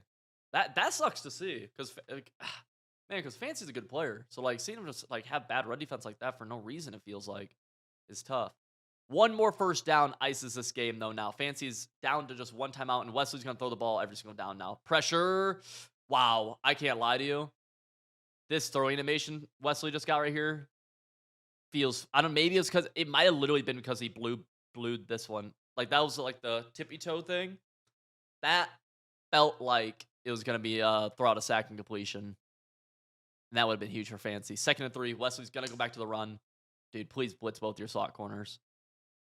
No way. Does Wesley really pass right here? He's just saying, yeah? I think you have to. Okay, he's running. I think you have to Blitz, yep. Boom. There we go. And there's look who made the tackle right there. Randy Moss did. Where's Randy right here? Randy is right here. Now, mind you, he also blitzed. Yeah. Randy wasn't even blitzing though, but not backing him up, kept him in the run fit, kept him closer to the line of scrimmage. 3rd and 2. This is the game. Wesley probably can go to a pass play. I have to assume. But man, I'm surprised by Fancy's run defense early or throughout it. Unfortunate. And he's gonna go to smash return. Hasn't called this yet. We've seen this ran sometimes throughout this tournament. It's a really good play, really powerful. And you gotta really watch. I mean, this is a basic high-low right over the middle of the field. But then, right, this guy's stretching everything deep. This little return route. And he can be super lethal. Fancy might see it coming, but it's gonna be hard to user it. Boom, good D, good D, good D. Oh! He has gift wrap, so he's gonna catch it. Fancy actually gave up the touchdown right here. He didn't. I mean, he was fine with that, which is good defense. It's actually it's really good defense. Why is that good defense? You might be asking. Because if Wesley scores a touchdown right here, only thing Fancy can't do is give up a first down. Because that milks the game. Wesley scores a touchdown, Fancy gets the ball back down 7 with a minute left. So this post is actually a touchdown, and so is the streak. All Fancy needs to do is defend the drag and defend the return route. And I mean, you can't play a ton better than that. You had to user this for a second. You just need a fortunate animation to go your. I mean, that's tough defense. But that is what gift wrap does, though. That's tough, dude. That's tough. Wesley's gonna kick the game-winning field goal. A cool 250K on the line right here, dude. They actually did a great thing. I gotta shout out the entire MCS broadcast crew. This was, I mean, they have actual people watching, bro. They did it at the Super Bowl. I don't exactly know the exact venue here, but it's in Vegas. It's 2 days before the Super Bowl. This is cool, dude. They have the Anger Runs guy hosting this or whatever. They did a freaking phenomenal job, man. $250,000 on the line. We have Wesley and we have Henry. Henry, obviously, he's if he wins this game, he becomes a Madden millionaire. Wesley going for his first ever, not belt, but instead they're actually playing for a ring, which looks pretty cool. Henry on offense, and he catches that one in traffic. First down, Doug Williams is the QB, and Henry is in the Philadelphia Eagles playbook. Now, if you don't know, that is the exact same playbook as the Colts playbook. They're identical. And you're going to see him audible into this quite a bit. He goes from gun bunch offset over to the gun bunch strong nasty, which brings this slot, or this ISO wide receiver comes into the slot. And then we have 4 on this side. If you don't know, this will cancel match, by the way. So if you ever have issues with match, 4 to a side will cancel that bad boy. Let's see what the combo is. And he ended up rolling out a little bit to the left side, looking for that post a little bit late. Check this. So whenever you see baseline press, typically it's going to be some sort of this guy. Very rarely are they in flat zones, unless they're literally in a hard flat. A lot of times they're going to be in these type deep blue zones. This guy's going to be blitzing. So you can start to attack this coverage over top, which is what Henry tries to do right here. Let's actually watch it. Did he get that open? Because he drifts to the left purposely for that route. And it wouldn't have been open. This guy is kind of drifting over, but you kind of see the area that Henry's trying to attack with that. And that's that play Y trail wow, my phone just fell. Jeez. Out of the, whatchamacallit, the Eagles playbook. Little flipperooski, bunch left goes to bunch right. Making a few different hot routes here. Double team the D tackle. Trying to set up protection. Whenever you have a pretty good blitz like this is right here, you got to set up protection constantly. He's going to go double corner routes to the right side right here. Blitz gets picked up. Double corners is there. Tough throw, and he ends up making the catch on the sideline. That's where pass leading can make a huge difference, man. If you can get good at pass leading, I mean, right there, a lot of people underthrow that. If you underthrow it, the user's there. If you overthrow it, it's out of bounds. You're going to flip his bunch again. One of the biggest things you can do to give yourself... one of the best ways to get better at offense without actually getting better at offense is by audibling and flipping your formation. Boom. That was a play dagger, seam streak. One of the best ways to attack a blitz is just attacking above the blitz, which is what he does right there. But literally, dude, you can get better at offense without actually getting better at offense if you just incorporate a little bit of motioning or a little bit of flipping and stuff like that. This is Z spot and go. I don't know what he's trying to do here, but Wesley sends the pressure off the left edge and forces intentional grounding. That's kind of a give or take call because sometimes that'll get thrown to where it's not intentional grounding. So Wesley's sending, so it's almost always going to be this blitz right here, right? With these outside corners potentially dropping back into thirds, these safeties, one of them will rotate into the middle typically, right? Either this guy, this guy. But what can also happen is this guy can send pressure or this guy could be coming as well. And that's where, if you're Henry, you got to be aware and make sure that you don't take a negative play like that the second at 20. It's hard to pick up in this situation. Especially, it looks like he's going to, oh, he has a delay drag. Pressure just right up the, whew, that could be a D-line pick. Dang. That pressure actually screamed at him. I don't love the noisemakers. I'll say I'm not crazy about those, but I feel like that's gotta be just like because you're inside. So in my head, I'm like, that's gotta be piercing your ears, dude. Huh. All right. 3rd and 20. Going for a deep combo. Jeez, dude. That's a Liz. That's a Liz. Just speed dig. Huh. I mean, if you're man, it sucks because if you're Wesley, that's just a hard thing to take away too. That in route, you had a hook there, but the in route just had so much time. You just need your pressure to get there sooner. I can't even say it's bad defense. If he didn't have a hook there at all, it'd be bad defense, but he did. Motions out into a C route. Okay, I'm intrigued. High ball, got it. Boom. One of the best ways to attack kind of short yardage is right the seam. Right, this guy up here. Look, this guy bails anywhere besides going straight back, and this guy bails out. Who's gonna defend the seam streak? Nobody. And is that what happens right here? Let's see. Plax up the seam. Yeah, actually, this guy even tried to, like, again, this is where pass leading, this is a free form. This is where pass leading is really good. If you normal throw this, if you high ball it, this guy KOs it. If you normal throw it, this guy picks it. You actually have to free form it inside to be able to snag that ball. And yeah, and he blue passes it too. It doesn't like, drop down free form pass, but it was. It definitely was a free form pass. Let's go ahead. We're going to see Wesley actually get his first drive. QB Derrick Henry comes out if Wesley wins. And if Henry wins, I think it's free safety Parham, I believe it was. I don't know how many of you guys are doing anything for the Super Bowl. I'm never a big, like, man, we got to all get together and watch a sporting event, unless, like, I guess, like, a team I'm watching is doing it. But it is a good opportunity, like, to see people, so that's why I enjoy it. I don't know if you guys are doing anything, but if you're bringing something, I'm bringing chocolate covered strawberries to my Super Bowl party. Curious what you guys are bringing. Don't know, but I figured, a lot of people bring chips and salsa and, maybe a hamburger, but I thought chocolate covered strawberries would be a nice little change up, and I think the people will be happy. Good pickup right there from Wes, and he's able to get the first down. Look at this really fast. Just want to point it out. We have double edge pressure right here.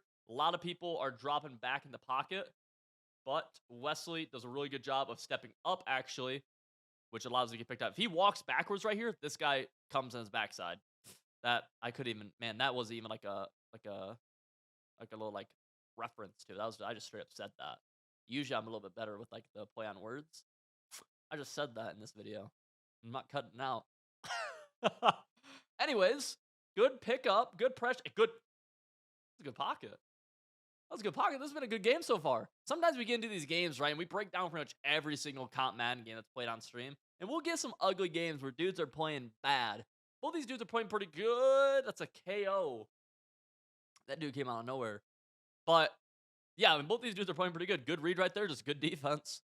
You're gonna see the audible from Bunch. Yeah, dude, those noise. I mean, I feel like my ears would hurt just because we're inside. Maybe not. Maybe I'm just a little, I don't know. Doesn't matter. Boom, little flat. Good read. Good read. One of the nice things, whenever you run a formation that has like an ISO of any sort, right, you can kind of play games on that backside. And that's what he's doing right there. This dude was literally just on a straight flat, play little mini games. Pressure again. And almost like every play, Henry's sending just pressure, pressure, pressure, pressure. If you're Wesley, you're kind of trying to predict it, right? You're kind of guessing, is he sending pressure, not sending pressure? And almost Henry's like sending it every play. Now he goes into more coverage, send 3. Good D, gets the in route though. The play dagger from the bunch strong offset. If you guys haven't noticed, both of these guys are in Eagles and or Colts playbook. They're the exact same.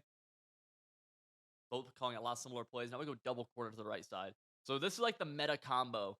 Everybody runs streak, corner, corner, But notice this actually, I believe, the first time Wesley has ran this. When if you play a lot of players who run this formation, they run it all the time.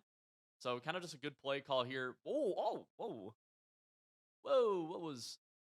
What happened there? Was that just blown coverage? Let's check the safeties. Oh, both safeties just yeah. He fat fingered something. Nice. Nice. Wesley's blue passing, by the way, which is something that you can kind of learn. It's kind of hard to do, but if you blue pass, it's like greening a jumper in 2K, and you'll get an accurate pass every single time. Last play of the first quarter, RPO read. Ooh. Well, I mean, in a game worth 250K, when you get those opportunities, you have like a dude like stand up, and then you can come underneath them and corner. I mean, that's I'm not gonna lie, dude. This is a crazy like. I mean, one, I wish this was never open in Madden because these dudes are very close to each other. I mean, that's just like that's. I'm never throwing that in a million years. You had the pass lead that correct. Like, okay, I don't think I could ever complete that pass. I'm throwing a pick. Jeez, dude. Jeez. But yeah, green beating, blueberrying. I mean, is a nice little thing you could do. Let's see if he's able to throw this one. Nope, throws it away. 6 for 9, 106. Both these guys are pretty good at doing it. Mind you, they've both taken a sack, but for the most part, they're pretty good at avoiding bad plays. You know, I talk about quite a bit how to get better at Madden, and if you want to simplify it, right? Let's say you have all the mechanics down. You're running a scheme and you're decent at the game. If you focus, right? If you take all of that stuff and then focus on how do you how do you move the ball on or how do you move the ball on the defensive meta, which includes like blocking it, blocking whatever meta blitz, beating whatever meta coverage. How to stop the offensive meta, you focus on that. If you focus on not being cute for no reason, if you focus on not taking bad plays, and then simply red zone, right? Both offense and defense, you focus on those 5 things, you're good. Touchdown. Oh, no, not a touchdown. 3rd and 2 went to the inside zone, and the crowd's going crazy. Dude, the MCL really like that. It's a good job, man. Good job to the guys, whoever's doing all the organization. I don't know if that's RG, Nick, combination of a lot of people. Not probably a combination of a lot of people. Good, like that. This is cool. This is cool. They gotta move the live events back up to 8 people. The four is bad. The four is bad. Ideally, I think it should be 16. I think that live events should be 16 again. It's always man, it's crazy that it used to be there used to be a tournament where it was 128 people would make the live, and now it's down to 4 for the most part. Like, man, we can do better. Check this little weird combo right here from Henry. I mean, super blind throw, dude. I don't know. I think he thought. Well, I don't know the route. I'm really not sure about the route combo. To be so truthful with you, I man, I mean, of things that Henry does, I'm like, yeah. This one, so this is from that same formation he hit that seam streak on earlier. I'm not 100% sure. I think he's trying to quarter that guy. I don't. I'm not sure. Oh, we just skipped. Whoops. My fault, boys. But yeah, man, that was like, huh? That was bad. That was bad, actually. It really wasn't even a great user from Wesley. He just ran with the slant. I'm curious what he saw. 'Cause, I mean, like, huh? Weird. That's huge, though. That's huge. Wesley on his own 5 now. Gonna go to the inside zone. Probably gonna sell for the run. No, Henry doesn't. He's almost out of there. Wesley gets ball at half too. I mean, we can watch the replay here. Send to. Man, I mean, that could have been picked off by number 54 too, almost. I mean, it's close to him. Huh. Weird. Like that's just odd. That's just odd, man. You got audible over to what are we doing? RPO read bubble again. Milking the clock. Gonna get underneath 2:30, so this is the final play before the 2-minute warning, probably. Yep. But he doesn't get the first, so he's in a potentially scary spot at a 3rd and 1. Does he go back to the ground right here? He's gonna double team the D tackle. Probably gonna run the ball right here. I have to assume. See if Henry can shoot the gap. Henry does not shoot the gap. He actually sold out for the run though. He blitzed everybody. Boom. Clock's moving. Wesley's in a super good spot though. He really is. Minute 50, clock still moving. Henry does have 3 timeouts. I wouldn't be surprised to see Henry kind of go very blitz heavy this drive. He already was, and yeah, he's going blitz heavy again. Seam the the KO the KO hit him and then knocked him into someone who wasn't a KO, so he held on to it. I gotta assume just because if you're Henry, you need him behind the chains, you need the clock keep going. Or and on top of that, even more, like if he's gonna score, you'd like him to score fast. Boom, another KO. That dude is just a dog with the KOs. What a man, does he have mid zone on him? Is that mid zone up there? I'd like to know.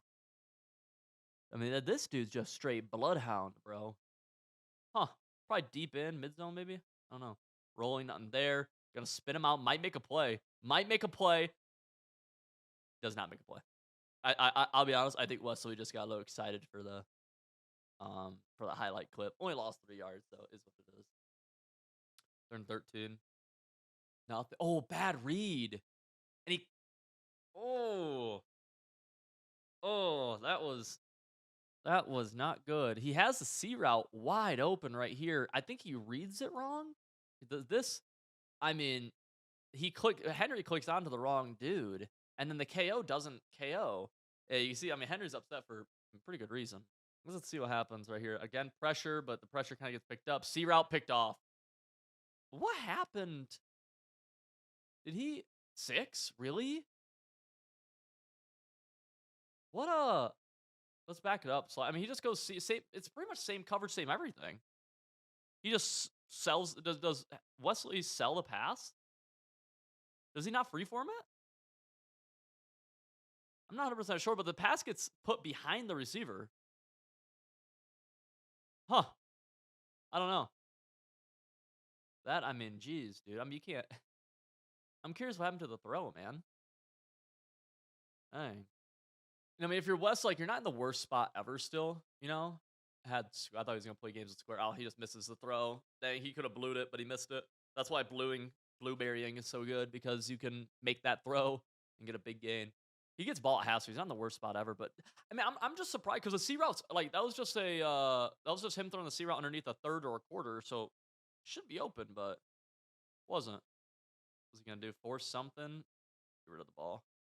Get rid of it. Get rid of it. Boom. Go 15 seconds left, 3rd and 10. Oh, he'll punt it away if he doesn't get it. He could still get into field goal range though. And he can work the entire field. Does he go, yep, double corners again. Pressure picked up, so he should have something potentially. Throws the deep. Oh, ah. Bro, they got good camera work going on right now.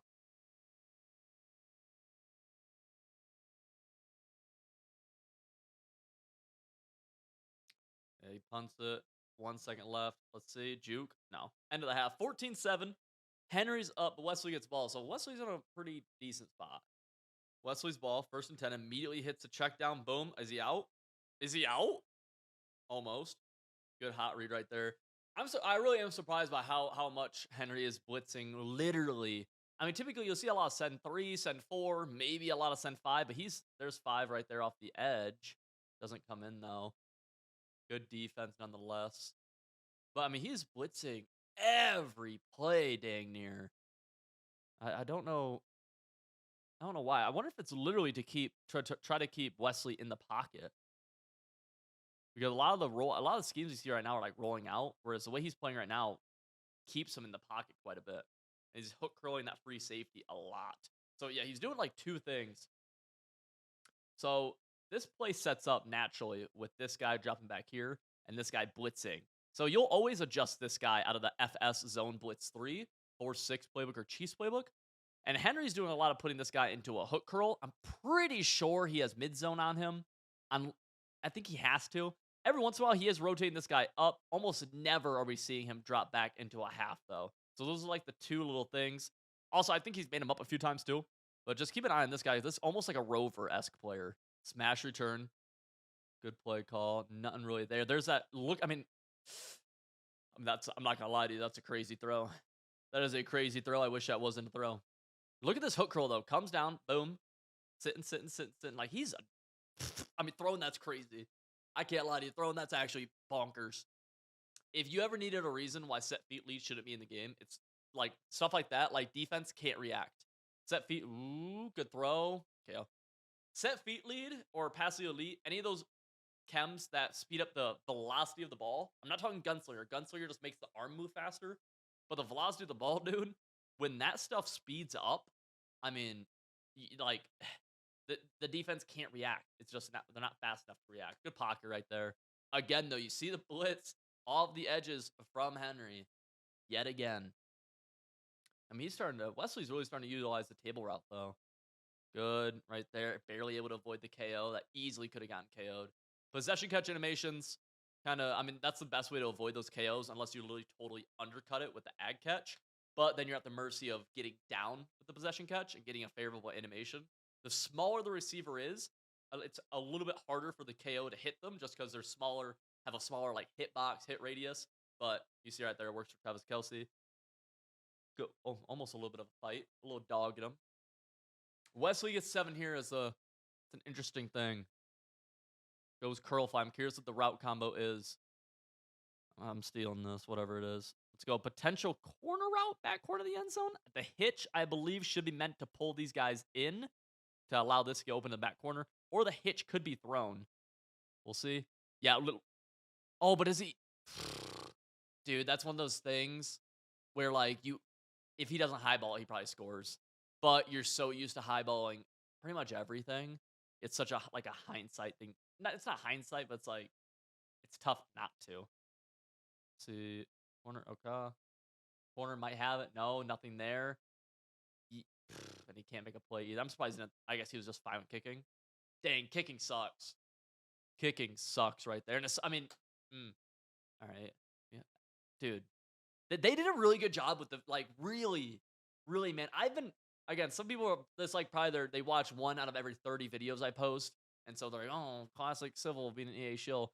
I'm pretty critical about EA with a lot of different things, dude. But they they killed it with this, and it worked out really well for them. That probably the two literal best players. I know Wesley's rated as the 10 seed, but he's one of the best players in the world, and then obviously Henry.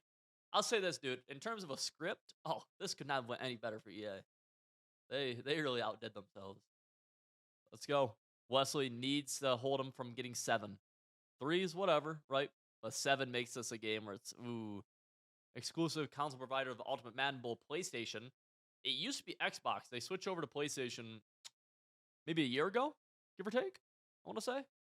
Second at 7, bunch to the right. Smash return for Henry now. This play is super good. Nothing really there. And that's big. His player's kind of bumped up and he gets the intentional grounding. 3rd and 20. Here we go. Let's see what the Wesley has Energizer and Terrell Davis. I just saw that. Huh. Wesley's QB abilities, pro reads, gift wrap, gunslinger, set feet, lead, and hot route master. Double corners. Watch this potential throw in the seam. This guy's on a deep post, but where they'll throw this a lot is like right here. This guy comes, this guy, the way this gets thrown, right? You can picture this, right? Well, I'm sorry, like this. This guy bails. This guy comes. This is open right here. Because you know this guy's coming, right? So there's that little seam that you could potentially attack. We'll see if it KO though. KO is a good, yeah. I mean, that's a consistently good throw that you can make. You just need that to get a little bit better separation. Maybe a better pass lead, or just literally just need that to work out better. And we're actually gonna see a punt, which is probably the right call here. It really is. Punting pretty much guarantees, assuming you don't give up a 1-play touchdown. If you make this drive last 3 minutes, right? Just make the drive last 3 minutes. No matter what happens, worst case scenario is you're down 3 with ball with about 3.5 left. That's worst case scenario. You just can't give up a quick 1-play touchdown because then it puts you in a weird clock situation, I think. In my personal opinion. Let's go. We have trips offset tight end. This is a pretty popular play now. Potential bomb right here to Megatron, this area of the field. And why is this a good play? We talked about whenever you see baseline press, he's assuming this guy's in a deep third. He'll get held down a little bit by the corner route. Deep middle third, whoever it is, will get held in the middle by the streak. Allows Megatron to potentially get over top right here. But if he's in a cover 4 shell, the play isn't quite as good. Let's see. Megatron kind of got bumped way up, actually. Good read nonetheless underneath. Ultimate Madden Bowl, by the way, sponsored by Lexus, EA. Getting a little bit of free advertising right here. Maybe I don't know. I don't know. Just throwing that out there. I'm not gonna say maybe anything. Just throwing it out there. Circle. No, he goes for the deep shot. Got to click on Agate, and he gets the KO on the sideline. Results in the catch. Hey, that's one of the. It's pretty consistent. Of like you can pretty much tell when it's gonna happen. That one was a little bit more weird. I felt like I don't see that animation a ton, but yeah, it's kind of consistent now. Not that it's good, but consistent. Anything. Not really good pocket, dude. Oh, ah, ah, ah. Oh, oh. Yo, they both low key got that is okay, bro. First, incredible pocket to Wesley, bro. Like th- this was sexy. Send forward, double edge, scramble up, tries setting his feet. He crosses the marker, but it still lets him throw it, which is like, man, I don't even think he must. But then when you do that, the ball automatically gets like kind of lobbed or touch passed right there. That was just I don't think Henry got cheated because that ball should have been bulleted. What it was just weird. It was just weird. That stuff, bro. Oh, so he has it, throws it, doesn't blue bean it. Blue bean touchdown doesn't matter. Blueberry, tutty, boom. There we go. The noise makers are going crazy. And Henry has a money drive, but it's like, how much time is left? 5.5 minutes. So you can't clock. Like clocking's pretty tough. You just gotta go with 7, get a stop. Basically, I think is the mindset. 3, that's a tough thing to do. Henry's gonna audible to the trips tight end offset, not the offset weak, but the offset. And he's going to that same similar route combo, but he's gonna go seam streak. See if it's open. No, it's not. Nothing really there. And that's what I was talking about. I mean, immediately scores. Immediately scores. That's that same exact play, though. Essentially, that's an outside third from the safety. So he plays just the same as a normal outside third would. Boom. Touchdown. Huh. Wow. Yeah, I mean, if you're Wesley, that's really the thing that you couldn't give up. Not to state the obvious. A little inside zone. He is blocked. That was weird. He is out of there. He's out of there. Okay. This was I don't really there's no analysis for that. Um the touchdown. Touchdown. Okay. He just okay. I look at I thought he like missed it at first. Let's bump ahead. Now Henry has ball down 3. 5 minutes left. Just a weird let's go get 7, I guess. 7 and a stop. He's not running the ball at all. I thought maybe he might run the ball on first down to get the clock moving, but he's not. This is a bomb play. He's going for the nuke.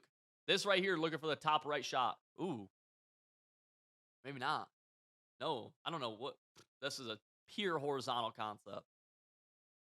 Pure spacing. 3rd and 1. Good little combo. I actually like that. Thinking about it more, I like that. That was cool. That was neat. Inside zone right here. 3rd and 1, probably. And man, out of bounds. Dang, I'm surprised Wesley didn't. I talked a lot about Fancy not having a good run defense either. You'd like to see, and that I'm obviously again hindsight, but like 3rd and 1, dude. I feel like the last thing I think you sell for the run. I don't know. This was, dude. Now both of them are utilizing. They play very similar, dude. Now they're both utilizing the table routes of the backfield. Some I haven't really used this year at all, but they're good. They're just creating like a high low. That C route gets underneath thirds, so you need a cloud flat, something like 15 yards deep to defend the C route. So if you go something about 2 or 3 yards underneath plus rack, bada boom, bada bing. You know what I'm saying? Go mesh flat. He's gonna go double corners probably. See if I'm right. We are correct. It doesn't take a genius to know he's running double corners. Picked up the pressure. Got a shed though. Throws it away. Had the underneath flat. Clock is stopped at 4:27.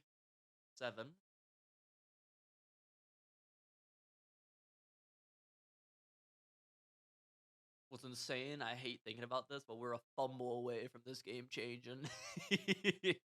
That's why I love thinking about. We're one fumble away from a dot. That's a C route right there, baby. Underneath, he actually got KO'd, but is on the sideline. That's every time the catch. Only good thing for Wesley right now is that you could hold him to 3 still. He's gonna get the ball back no matter what. So Wes in a good spot. Go Z spot. Motion that dude out. I might suck in R1. Oh, that is a scary dude. Whenever routes like interact with another AI player, but then in the back of the end zone too, you just like that thing could easily just run the other way at any given moment. That stuff is terrifying, dude. And below key, he could have caught that too. Seam, not there. Corner out, gonna highball it. Up and down. That's tough to fit it. That's a tough ball to fit. You could get that animation, but it's so like it takes such a specific. It's like the toe drag, like up and he's reaching. Trips tight end offset. Going with the play tight end in. Okay. Slant, wheel, hitch. Oh, the user from Wesley. Oh, the literally pure user just overplays it by a step, dude. Watch. These just that's all him too, and he knows it. Ow! Dude, that sucks when that happens. I've let up some important touchdowns doing that. Oh man. Good job. Good dot. Good dot. Good dot. Wesley, 4 minutes so down four. One of the best offensive players in the world. Let's skip ahead 30 seconds. Don't know what that shirt is from. Not sure what little fit check. Not sure what the shirt is from. I'm not sure what that represents. Someone in the comment section, let me know because I'm sure I don't know anything designer. Wesley going with a very me style of outfit of flannel and t-shirt. Big fan of that. Although I'm a big fan of graphic tees too. Okay, I'm a big fan of graphic tees too. I'm actually wearing Cocaine Bear right now. So yeah, I just don't know what is that. I don't know what it stands for. Anyways, mesh flat spot. Clock going. He's milking the clock down. Yeah, so Wesley wants this to be the final drive. 8 rushes for 114, but he just had that one like 80-yard rush, so nothing crazy, I guess. Yeah, milking it down again to about 8 seconds.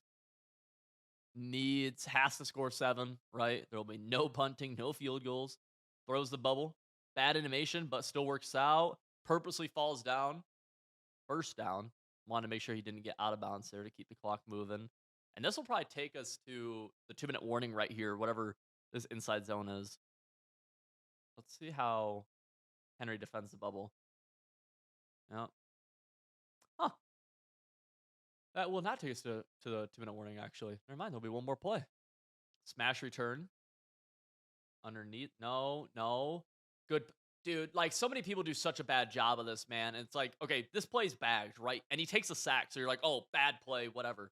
Second and 6, dude, he takes a sack for -1 yard. So many people, myself included, do this a lot. Take that sack for now we're on 3rd and 15. And it's like, dude, the difference between 3rd and 7, 3rd and 15 is huge. You know, third and 15, you're trying to get to 4th and 7.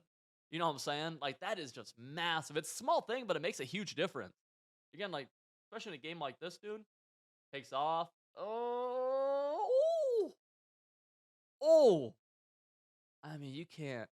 Dude, Wes has done a really good job in this game of being able to roll out successfully.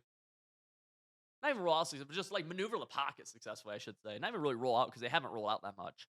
Henry's sent a lot of pressure that's kept him in the pocket, but I saw a comment the other day, something about like, oh, roll out cheese constantly. Like, no, you can stop it, but you gotta send some pressure or you gotta run a different defense that contains it better. RPO read. Yeah, Henry blows that up. Goes all in on stop the run. 2nd and 12 now. Clock still going all the way down to about 10. If I'm Wesley, I should I think you should have chew clock off just so you can manually chew it. You know what I mean? You're not so pressed for time. Oh, okay. There's that high safety again making a play. Crowd getting rowdy, crowd getting loud. I can hear it. I can't hear it. I can hear them. EA stained. I want an EA seat. 3rd and 10. Picked up, rolling out again. Gonna throw the corner out. Not a great. Just not a good lead. Not a good lead. Not a good lead. And his player's tired after that too. He should be, I believe. He actually has this too. If he could get this free form down and like around here, you can see the click on by him. So this isn't a crazy throw. He tries to swerve it down. Just it's tough to do. Henry needs one stop. 4th and 10. Wesley has all 3 timeouts, though. So this isn't necessarily total game. Route combo here. Pretty I actually don't this I've never been able to run this successfully, but I know a lot of people do. Right here, right? A little C route, basically forcing Henry to have some sort of cloud over here or to bracket the C route. And then this flat right here, this is a wheel right from the tight end. You could throw this around here, right? And then juke your way into the end zone. Could be right here. Or it could get thrown into the end zone right here, assuming Wesley sends some pressure, which blocking the halfback, you're assuming. And this guy's going to stretch the entire middle of the field.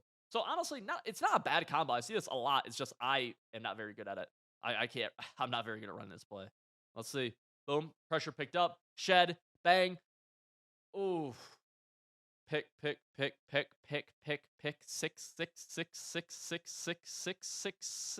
Knocked out of bounds. What happens here? Why does this get overthrown? I actually think this is open. He sends so we got double edge pressure. Double edge. And this guy's either in a deep cloud or something right around here. This guy looks like to be in a cloud flat. So this C route's taken away. Middle of the field's taken away. He actually has what he wants.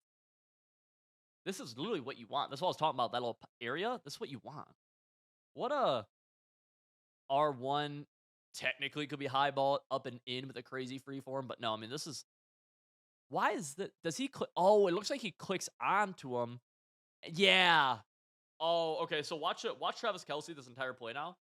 Watch the click on. You kind of see like little swerve in. He like overdid it trying to cut it off. You kind of see it right when he clicks on, and you can't. You just can't catch that like that, I guess, or he doesn't do it correctly. That's why it gets overthrown. His click on was wrong or bad, or he got unlucky. I don't ag that catch enough to really know. Jeez, the game isn't totally over. It's almost over. Not totally over. Dang, that's tough because dude, the play call worked. Like, or the play call was open. Like it was. The play call worked. It's just the play didn't work.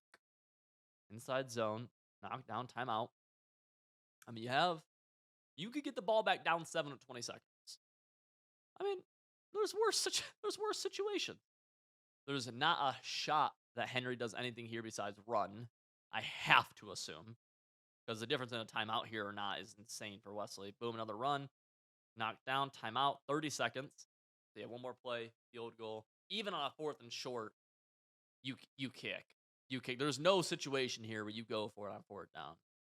You kick it. And if he scores a touchdown in 20 seconds and no timeouts, he is him. Like, don't pass. You go. Okay, mesh. You call him mesh spot? No way. Oh, he's snap rolling out. He snap. No, is he? And he's just gonna give himself up potentially. No way. I don't hate that play call. See, boom. Yep. There's a. Oh yeah, that's fair. Yeah, that play call makes a lot of sense. That play call makes that's GG's. That's GG's. Henry wins the first man ring. The first, yeah. I mean, Wesley, you have to send everybody right there. It's hard to. I mean, what do you do? I mean, good play call, good lays. I actually like that quite a bit. I like that. If it's not there, you just go down and milk the clock more, I guess. But you probably have the rollout and for the first down if that's not there. So yeah, dang, dude. If you guys are new to the channel, consider hitting the subscribe button. It's free and it helps me out as a creator a ton. I'm trying to hit a cool 20,000 on the channel. This game's cool. Let's see how this game ends really fast. Boom. Clock keeps moving. Yeah, Henry wins. I mean, the most dominant run ever. Like, it's just crazy. GG's.